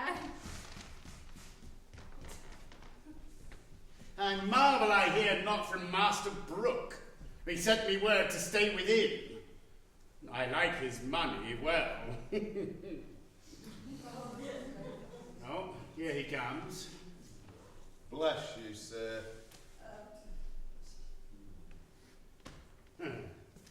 Now, Master Brooke, you come to know what had passed between me and Ford's wife. That indeed, Sir John, is my business. Master Brooke, I will not lie to you. I was at her house the hour she appointed me. And sped you, sir? Very ill-favouredly, Master Brooke. Why so, sir? Did she change her determination? No, Master Brooke, but the Peking cornuto, her husband, Master Brooke, comes me in the instant of our encounter. Well, after we had embraced, kissed, protested, and, as it were, spoke the prologue of our comedy. And at his heels, a rabble of his companions, thither provoked and instigated by his distemper, and, forsooth, to search his house for his wife's love.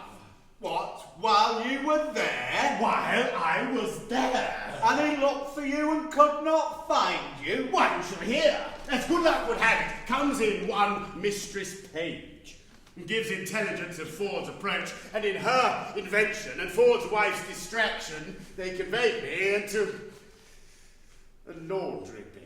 A laundry bin? By the Lord, a laundry bin crammed me in with foul shirts and socks, smocks, foul stockings, greasy napkins. There, Master Brooke, that was the rankest compound of villainous smell that ever offended nostril. How long lay you there? Why, nay, Master Brooke, you shall hear what I have suffered to bring this woman to evil for your good.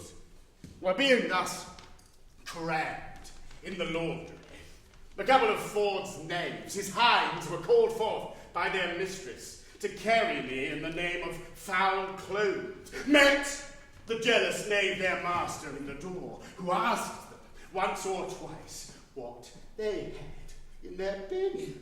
I quaked for fear lest the lunatic knave should have searched it, but fate, ordaining he should be a cuckold, held his hand. Well, on went he for a search, and away went I for foul clothes. But mark the sequel, Master Brooke. I suffered the pangs of 3 several deaths. First, an intolerable fright, to be detected with a jealous, rotten bellwether. Next, to be encompassed like a good bilbo within the circumference of a bin. And then to be stopped in like a strong distillation with stinking clothes that fretted in their own grease. Think of that! A man of my kidney, think of that! That it was susceptible to heat as butter. A man of continual dissolution and thaw. It was a miracle to escape suffocation. And in the height of this bath, when I was more than half stewed in grease, like a Dutch dish, to be thrown into the Thames and cooled, glowing hot in that surge like a horseshoe. Think of that! Hissing hot! Think of that, Master Brooke! Oh, in good sadness. I'm sorry that you have suffered all this for my sake. So my suit then is desperate. Master. You'll undertake her no more. Master Brook, I will be thrown into Etna, as I have been into Thames, ere I leave her thus. Her husband is this morning got a burden. I have received another embassy of meeting from her between 8 and 9 is the hour, Master Brook.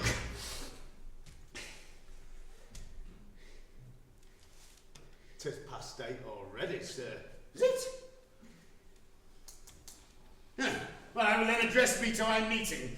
Come to me at your convenient leisure, and you shall know how I speed.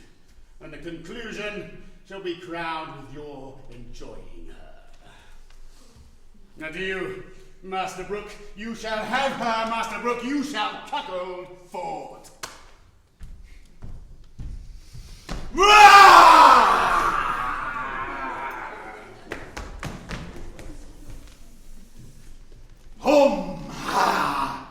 Is this a vision? Is this a dream? Do I sleep? Awake, Master Ford. Master Ford, awake! There is a hole in your best coat, Master Ford. You see what it is to be married. You see what 'tis to have linen laundered.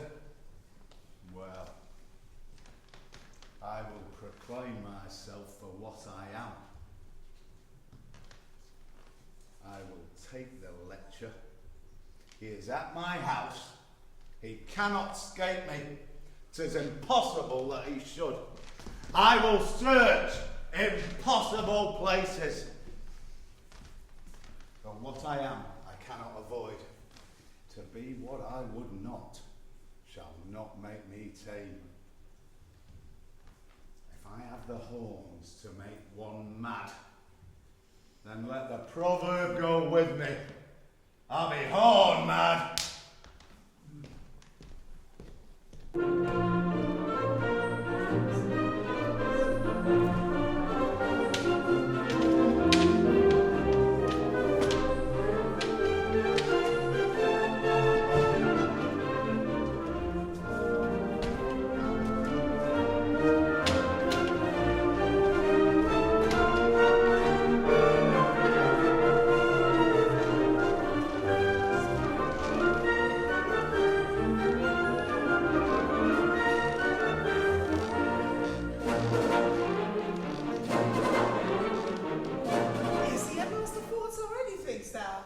Sure he is by this, or will be presently, but truly he is very courageous mad about his falling in the water.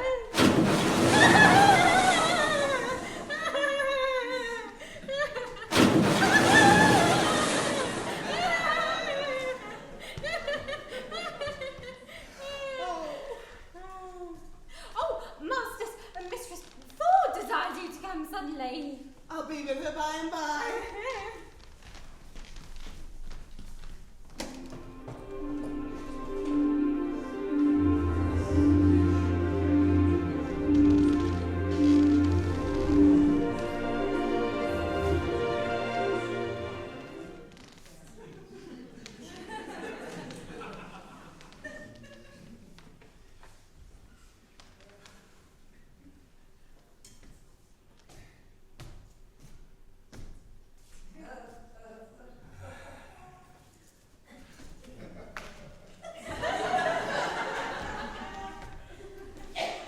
Mistress Ford, your sorrow hath eaten up my sufferance.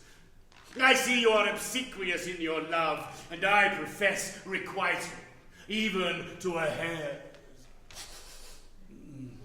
breadth. Not only, Mistress Ford, in the simple office of love, but in all the accoutrements, compliments, and ceremony of it. But are you sure of your husband now? He's a birding, sweet Sir John. What ho, gossip Ford, what ho? Step into the chamber, Sir John.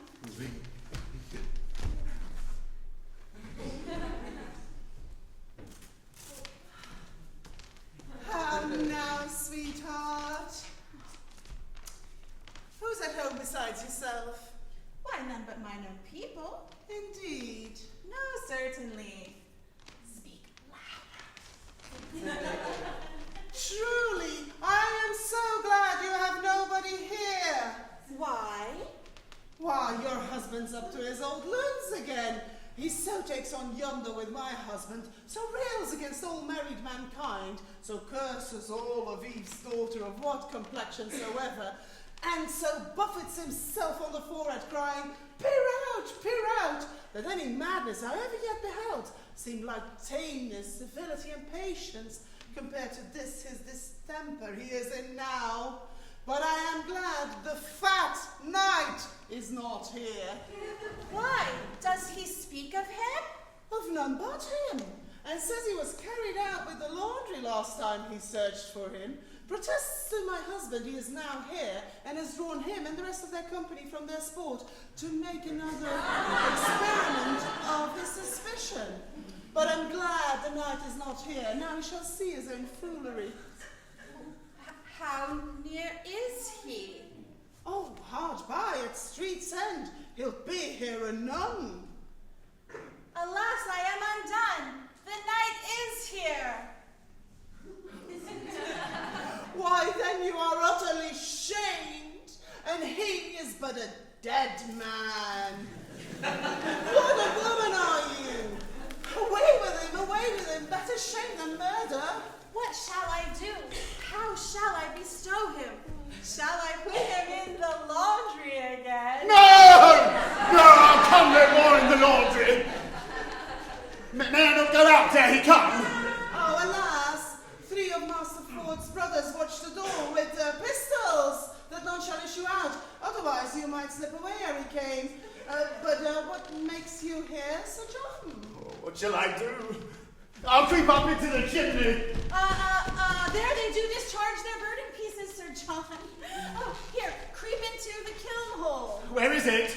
Oh, nay, he will search there on my word. Neither press, coffer, chest, trunk, tree, coffer. For my husband hath an abstract for the remembrance of such places, and goes to them by his note. There is no hiding you in this house. I'll go out then. If you go out in your own semblance, you die, Sir John. Unless you go out disguised. But how shall we disguise him? Alas, the day I know not. There's no woman's gown for him. Otherwise he might put on a hat and a muffler and a kerchief and so escape. Oh, good hearts! Devise something, any extremity rather than a mischief.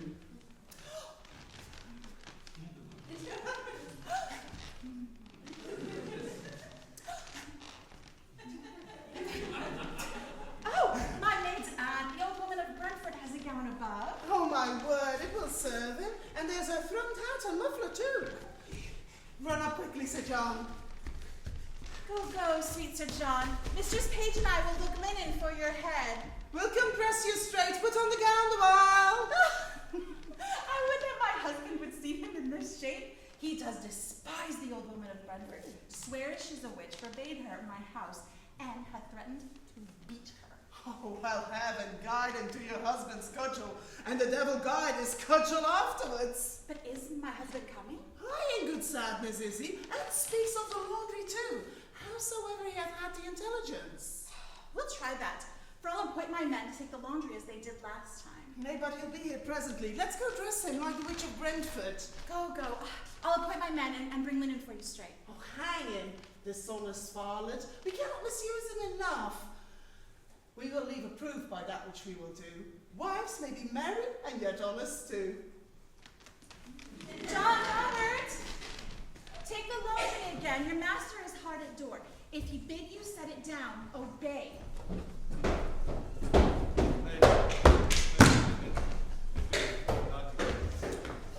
Aye, but if it prove true, Master Page, will there be any way then to unfool me again?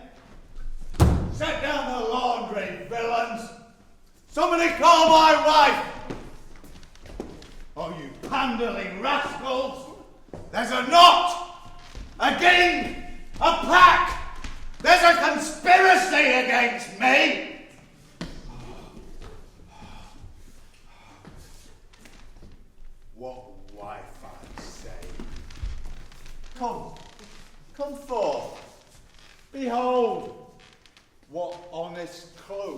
send forth to bleaching? Why, this passes, Master Ford. You're not to go loose any longer. You must be pinioned. This is lunatics. He's not as a mad dog. Wrongs you, Master Ford. So say I too, sir. Come forth, Mistress Ford. Mistress Ford, the honest woman, the modest wife, the virtuous creature that hath the jealous fool to her husband, I suspect without cause, do I? Heaven be my witness if you suspect me in any dishonesty. Well said, brazen-faced, hold it out! Come forth, Sarah!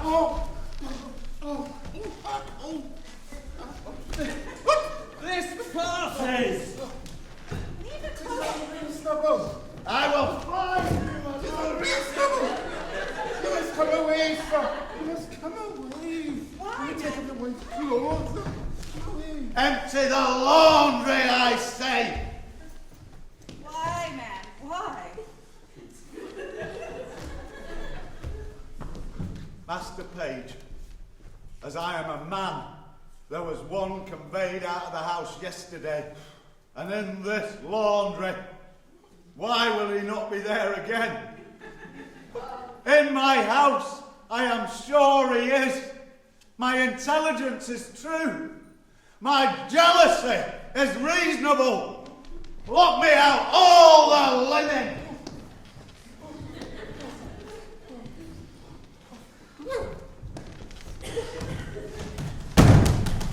If there be a man in there, he shall die a flea's death. Here's no man. This wrongs you, Master Ford. This is jealousy. You must give them look. Your novice, your bad humours, and serve God. Well, he is not here that I seek for. No, nor nowhere else but in your brain. Let me search my house this one last time. If I find not what I seek, then may any colour of my extremity, let me forever be your table stay. Let them say of me, as jealous as Ford. Satisfy me once more. Once more, search with me. What ho, Mistress Page? Come you and the old woman down. Old woman? Old woman? What old woman's that? Name. My maid's aunt, the old woman of Brentford, is above. A witch! A queen! An old cousining queen! Oh. Have I not forbidden my house? She comes of errands, does she? We are simple men. We know what goes to pass under the profession of fortune telling. She works by charms, by spells, by the figure. Such daubery as this is, beyond our element, we know nothing. Out! Come out! Come out, old hag, I say! Come out, I say! Good sweet husband, good gentleman, let him not strike the old woman. Come, Mother Pratt, come, give me your hands. I'll prat her! Oh, get out of my door, you hag! You bitch! You polecat! You runion! You baggage! Out! Out! I'll conjure you! I'll fortune tell you! Oh, you're not ashamed. I think you've killed the poor woman. He will do so. It's a goodly credit for you. Anger the witch! I think the woman is a witch indeed. I do despise to see a woman with a great beard. Beard under his muffler. Follow me once more. I beseech you, follow me. Find but the intrusion of my jealousy. If I cry out upon false trail, then never trust me when I make open again. Let's abase humour a little further. Come, gentlemen.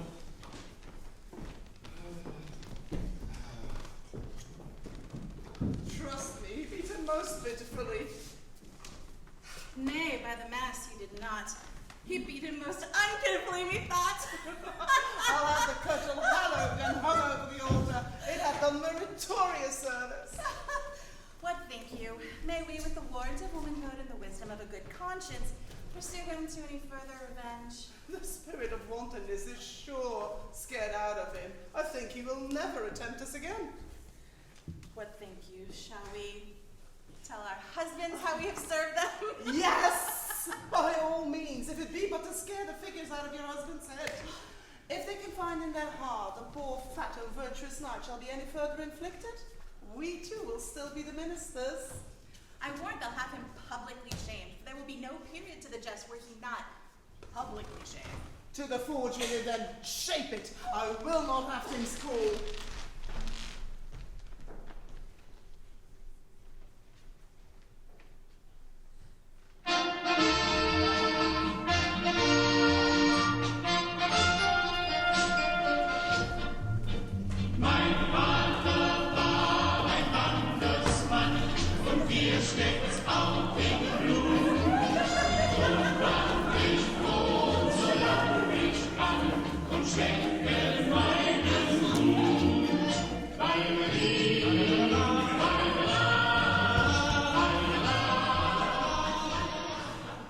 Ma'am, the Germans desire.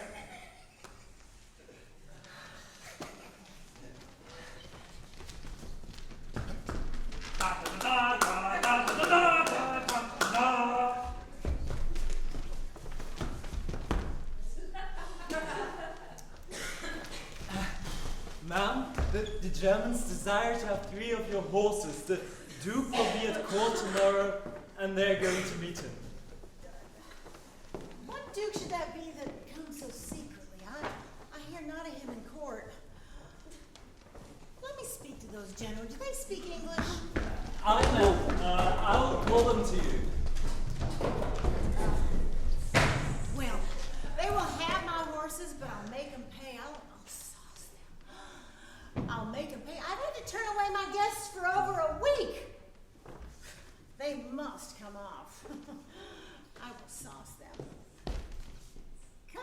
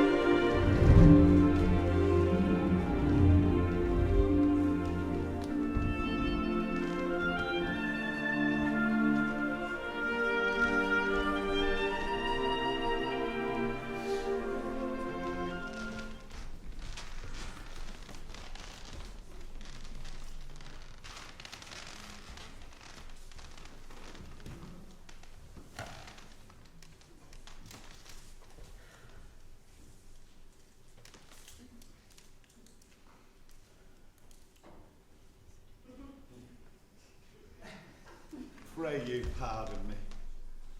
Pray you heartily pardon me. Henceforth, do what thou wilt. I would rather suspect the sun with cold than thee with wantonness. Your honour will stand in him that was of late a heretic, as firm as faith. 'Tis well, 'tis well, no more! Be not as extreme in submission as in offence. But let our plot go forward. Let our wives yet once again, to make us public sport, send word for an appointment with this old fat fellow, that we may take him in and disgrace him for it. What you spake of, that's the way we'll do it. How? By sending word they'll meet him at midnight in the park? Fie, he'll never come. I have heard he has been thrown in the waters and beaten as an old man. He thinks there should be terrors. they should not come. Methinks his flesh is punished, and we don't desire him. So think I too.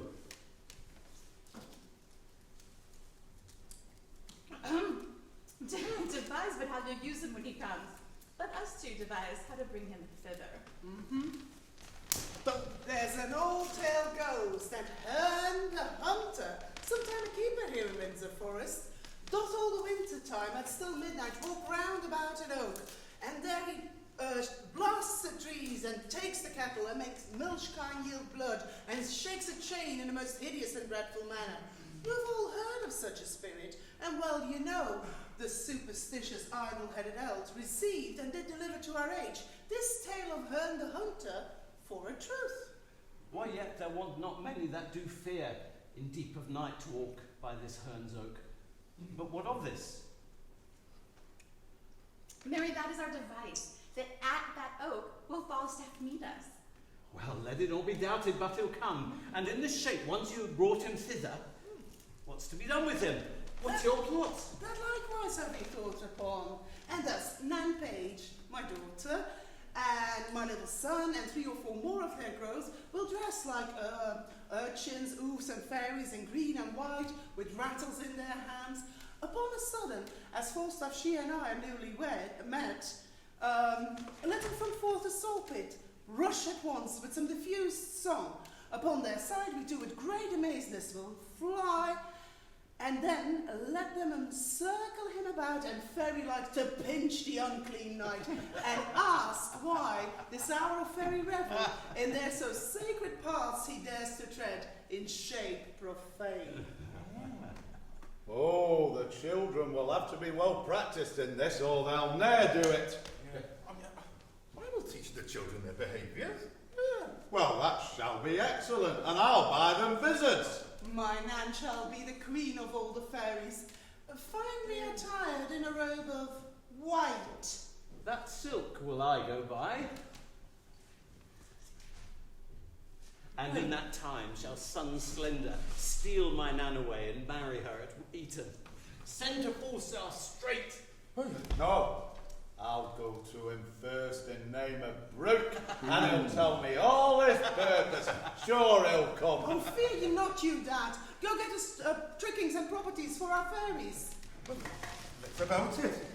It's very admirable pleasures that honest slaveries are. Go, Mistress Ford. Send quickly to Sir John to know his mind. Ah, to the doctor. He hath my goodwill, and none but he to marry with Nan Page. That Slender, though well landed, is an idiot, and he best of all my husband affects. The doctor is well moneyed, his friend potent at court. He and none but he shall have her, though 20,000 worthier come to crave her.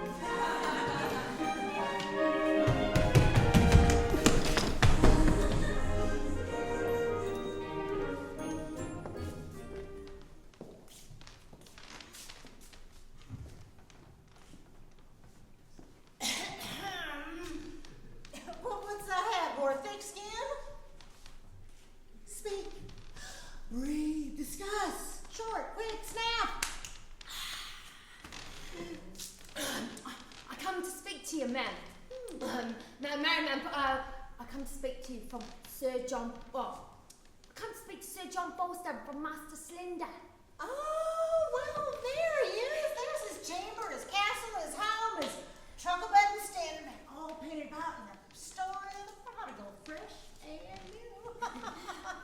Oh, I found you calling, say.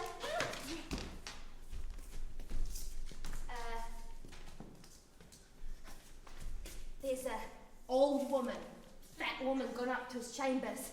I'll be so bold as to wait here, ma'am, until he comes down. I come to speak with her, indeed. Fat woman, what? Yeah. My night may have been robbed. I'll call. Sir Knight! Follow Sir John! Speak from my lungs, military. Art thou there? 'Tis that host calls. Sound now, good mine host. Here's the Bohemian Tartar terriers that coming down to thy fat woman. Let her descend, boy, let her descend. My chambers are honorable. Fine. Privacy, fine. There was, good mine host, an old fat woman with me even now, but she's gone. Hey, you was not the wise woman of Brentford. Aye, marry, was it, muscle shell? What would you with her? My master, Master Slender, sent to her, seen her go through the street to know whether 'tis his good fortune to have that page or no. 'Tis his fortune. What, sir? To have her, or no? Go, say the woman told me so. I thank your worship. I shall make my master glad with these tidings. Thou art clerkly, Sir John. Thou art clerkly. Was there a wise woman with thee? Aye, was there, good mine host. One that taught me more wit than ever I learned in my life. And I paid nothing for it neither, but was paid for my learning. Cousinage, I ought to ask. Merry cousinage, ma'am. Where be my horses? Speak well of them, Barletto. Ran away with the cousiness. But when I was beyond Eton, they threw me off behind one of them in a slough of mire, and sat spurs away like 3 German devils, like 3 Dr. Faustuses. They have gone but to meet the Duke. Do not say they be flat German or honest men. They really are honest. Yes, they are. Where's my host? Oh, over here, sir. Ah, that says, better you take care of your entertainments.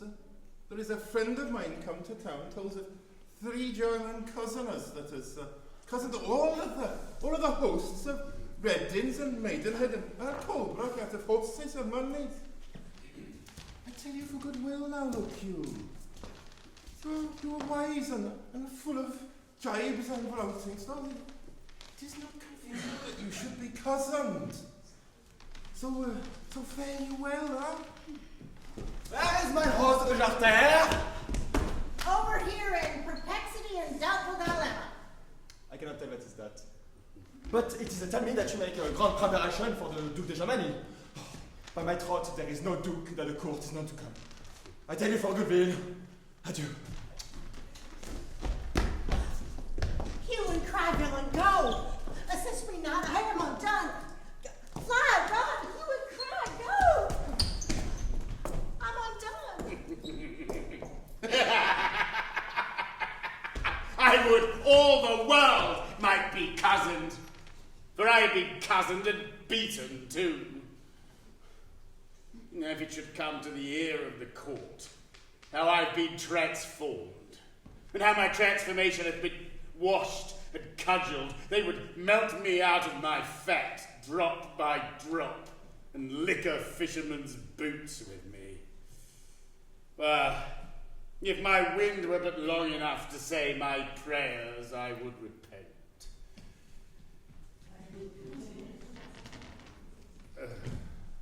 Now whence come you? From the 2 parties, forsooth. Well, the devil take one party, and his damn the other, and so shall they be both bestowed. I have suffered more for their sakes, more than the villainous inconstancy of man's disposition is able to bear. And have they not suffered? Yes, I warrant. Speciously one of them, Mistress Ford's good art, is beaten black and blue.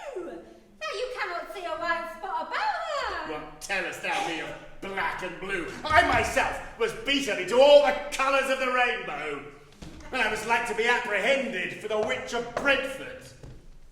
But that my admirable dexterity of wit, my counterfeiting the action of an old woman, delivered me. The knave constable had set me in the stocks, in the common stocks, for a witch. Sir, let me speak with you in your chamber. You shall hear how things go, and I'll warrant to your content. Here is a letter that will say somewhat.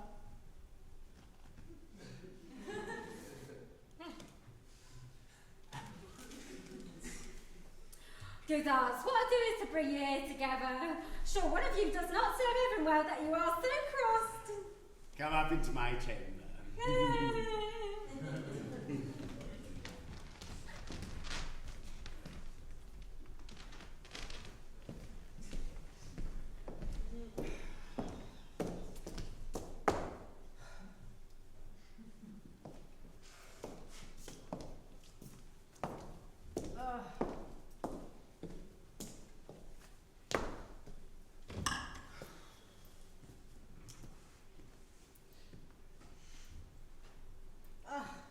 Do not speak to me, Master Fenton. My mind is heavy. I shall give over all. Yet hear me speak. Assist me in my purpose, and as I am a gentleman, I'll give thee £100 in gold more than your loss. All right. I will hear thee speak, and at the very least, keep your counsel. From time to time I have acquainted you with the dear love I bear to Farrar Page, who mutually have answered my affection so far forth as herself might be her chooser, even to my wish. I have a letter from her of such contents as you will wonder at, the mirth whereof so larded with my matter that neither singly can be manifested without the show of both. Fat Falstaff hath a great scene. The image of the jest I'll show you here at large. Ah, good, mine host. Tonight, at Herne's Oak, just twixt 12 and 1, must my sweet Nan present the Fairy Queen. The purpose why is here. In which disguise, while other jests are something rank on foot, her father hath commanded her to slip away with Slender, and with him hath eaten immediately to marry. She hath consented. Now, ma'am, her mother, ever strong against that match, and firm for Dr. Keys, hath appointed that he shall likewise shuffle her away, while other sports are tasking of their minds, and at the deanery, where a priest attends, straight marry her. To this, her mother's plot, she seemingly obedient likewise, hath made promise to the doctor. So... Now thus it rests.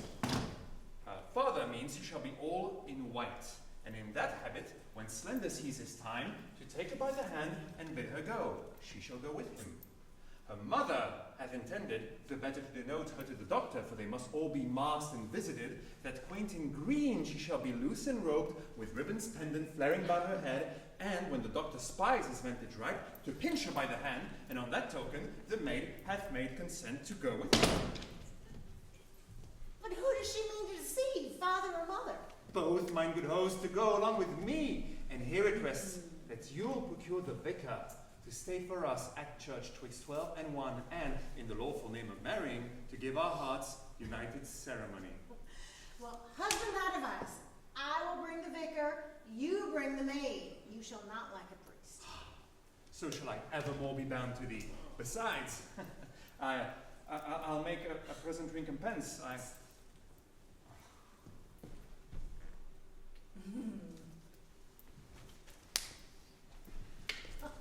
I prithee, no more prattling. Go, I'll hold. This is the third time.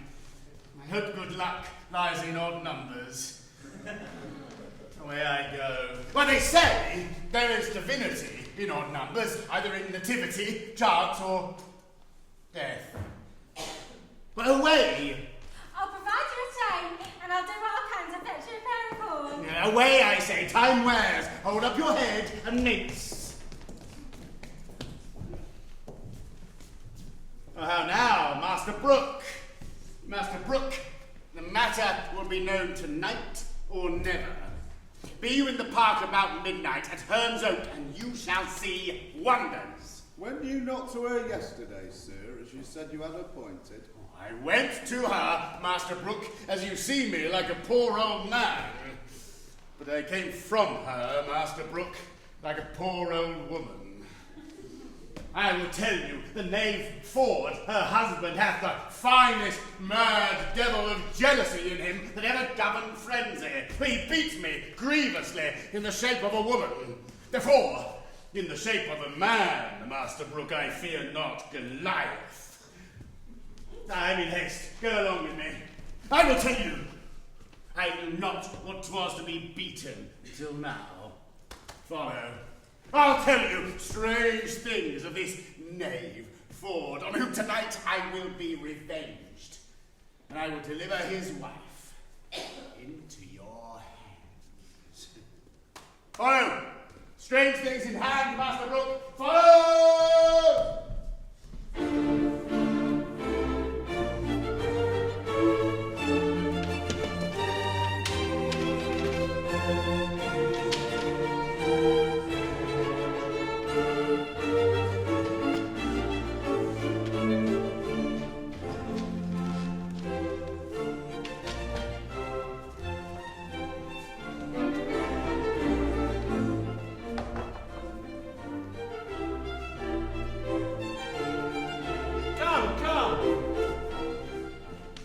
In the castle ditch till we see the light of our fairies. Son Slender, remember my daughter. Aye, forsooth, I have spoke with her, and we have a nay word to know one another. I go to her in white and cry, Mum, and she cries, Budget, and by that we know one another.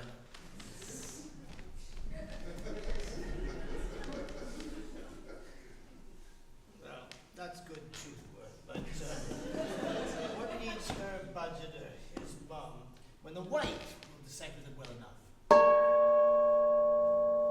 Struck 10 o'clock. The night is dark. Lights and spirits will become it well. Heaven prosper our sport. No man means evil but the devil, and we will know him by his horns. Let us away, follow. Good Master Doctor, my daughter is in green. When you see your time, take her by the hand, away with her to the deanery, and dispatch it quickly. Go before into the park, we two must go together. Oui! Bien sûr! Bien sûr, bien sûr, bien sûr! I know what I have to do! Mesdames! Oh, mesdames, merci! Adieu! Fare you well, sir. Oh, my doctor, my husband will not rejoice as much at the abuse of Falstaff as he will chafe at the doctor marrying my daughter. But 'tis no matter. Better a little chiding than a great deal of heartbreak. Where's little Nan now and her troop of fairies and the Welsh devil Hugh? They are couched in a pit hard by Herne's Oak with obscured lights, which at the very instant of Falstaff and our meeting, they will at once display to the night. That cannot choose but amaze him. Well, if he be not amazed, he'll be mocked. If he be amazed, he will every way be mocked. We'll defy him perfectly. Against such lewdsters and their treachery, those who betray them do no treachery. The hour draws near. To the oak! To the oak! Come, fairies, trip. Remember your paths. I pray you be bold. Follow me into the pit. When I give the watchwords, do as I bid you, huh? Come, trip.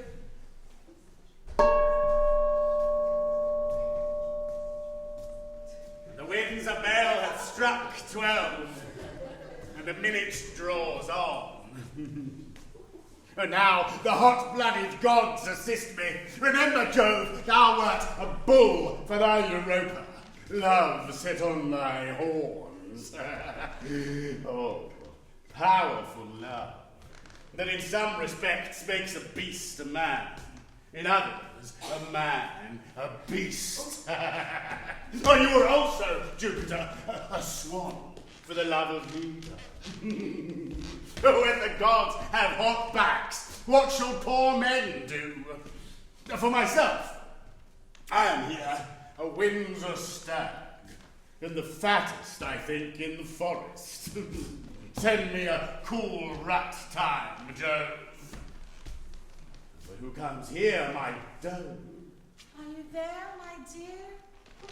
Sir John, my dear, my male dear. My dove with the black. Scut! Let the sky rain potatoes! Let it thunder to the tune of green sleeves. I will shelter me here. Mistress Page, come with me, sweetheart.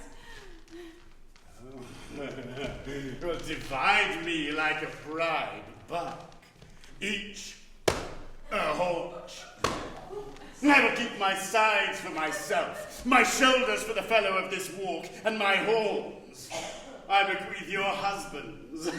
Samuel Woodman, speak I like Herne the Hunter.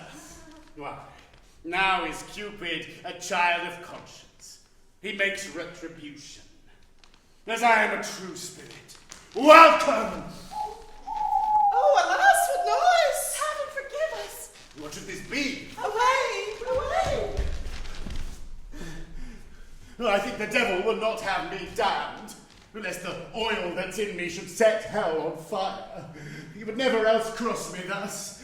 Fairies! Black, grey, green and white! You moonshine revellers and shades of night! Attend your office and your quality! They are fairies. He that speaks to them shall die. I'll recount. No man their works must I. About! Search Windsor Castle elves, within and out! Away! Disperse! Until 'tis 1 o'clock! Our dance of custom round about the oak of Herne the Hunter, let us not forget! I pray you, set hand in hand yourselves in order, set, and 20 glowworms shall our lanterns be, to guide our measure round about the tree. But stay, I smell a man of Middle Earth. Heavens defend me from that Welsh fairy, lest he transform me to a piece of cheese. Vile worm, thou wast overlooked even in thy birth. With trial fire, touch me his finger end. If he be chased, the flame will back descend and turn him to no pain. But if he start, it is the flesh of a corrupted art. A trial cometh. Will his wood not take fire? Detention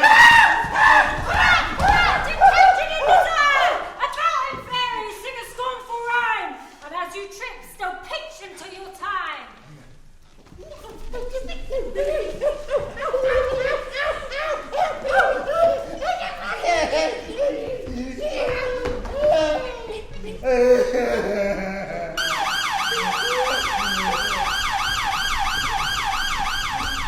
Nay, do not fly.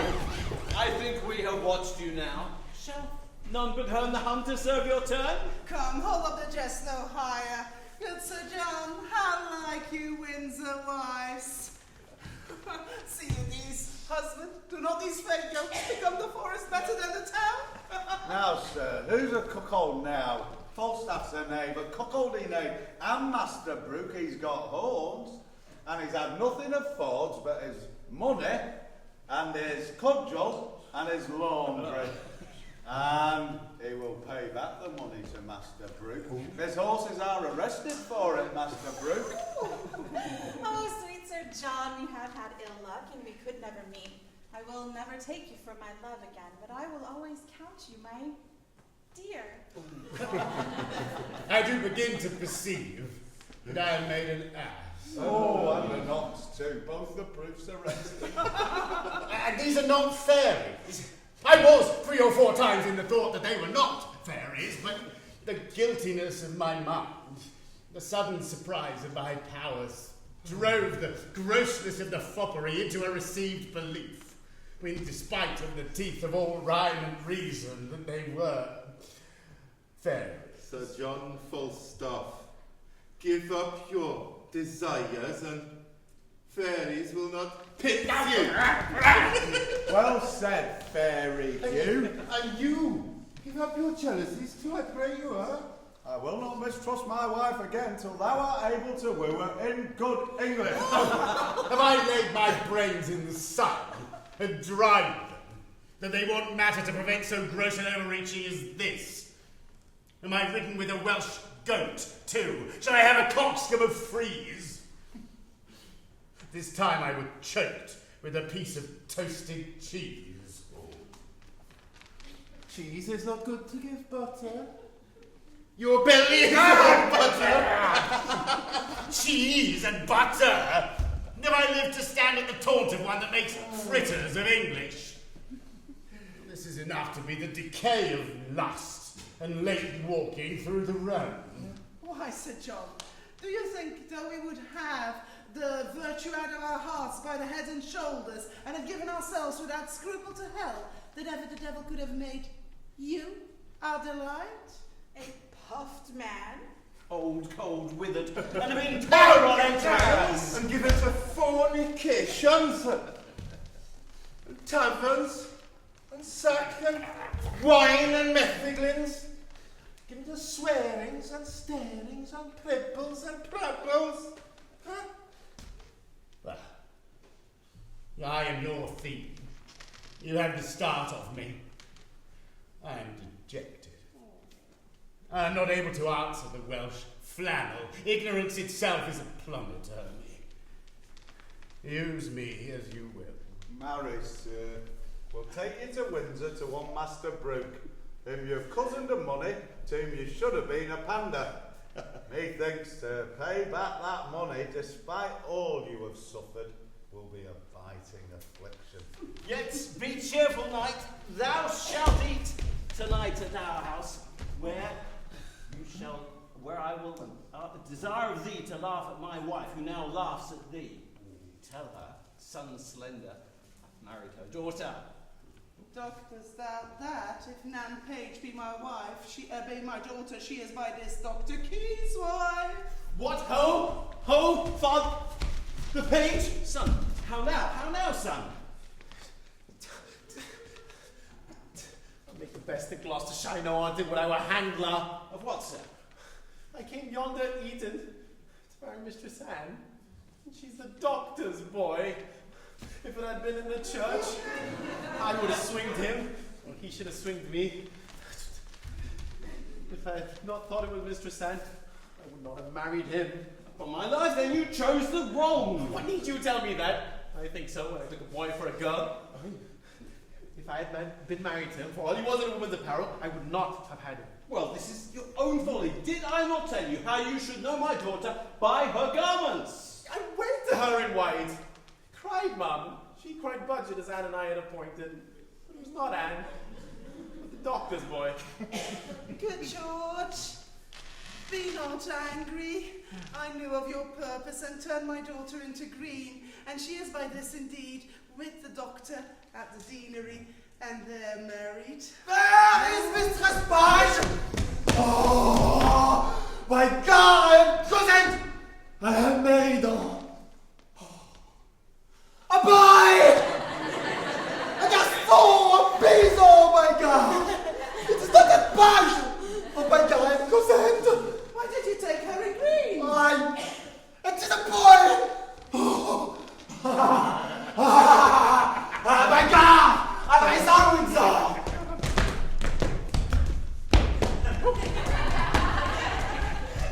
This isn't right. Who have got the real Anne Page? How now? Here comes Master Fenton. How now, Master Fenton? Pardon, good father. With my mother. Pardon. Now, mistress, how chance you went not with Master Slender? Why went you not with Master Dr. Maid? You do amaze her. Hear the truth of it. You would have married her most shamefully where there was no proportion held in love. The truth is, he and I, long since contracted, are now so sure that nothing can dissolve us. The offense is holy that we have committed. And this deceit loses the name of craft, of disobedience or unduteous title, since therein she doth shun and evitate 1,000 cursed irreligious hours which forced marriage would have brought upon her. Stand not amazed. Here is no remedy. In love, the heavens alone do guide their fates, because money buys lands, but wives are sold by fate. I'm glad, though you have taken a special stance to strike against me, and that your arrow hath glanced about. Well, what remedy? Phaeton! Heaven give you joy! What cannot be eschewed must be embraced. When night's dogs run, all sorts of deer are chased. Well, I will muse no further. Master Fenton, heaven give thee many, many merry days. Good husband, let us everyone go home and laugh this sport over by a country fire. Sir John and all. Let it be so, Sir John. To Master Brute you yet shall hold your word, for tonight he shall lie with Mistress Ford.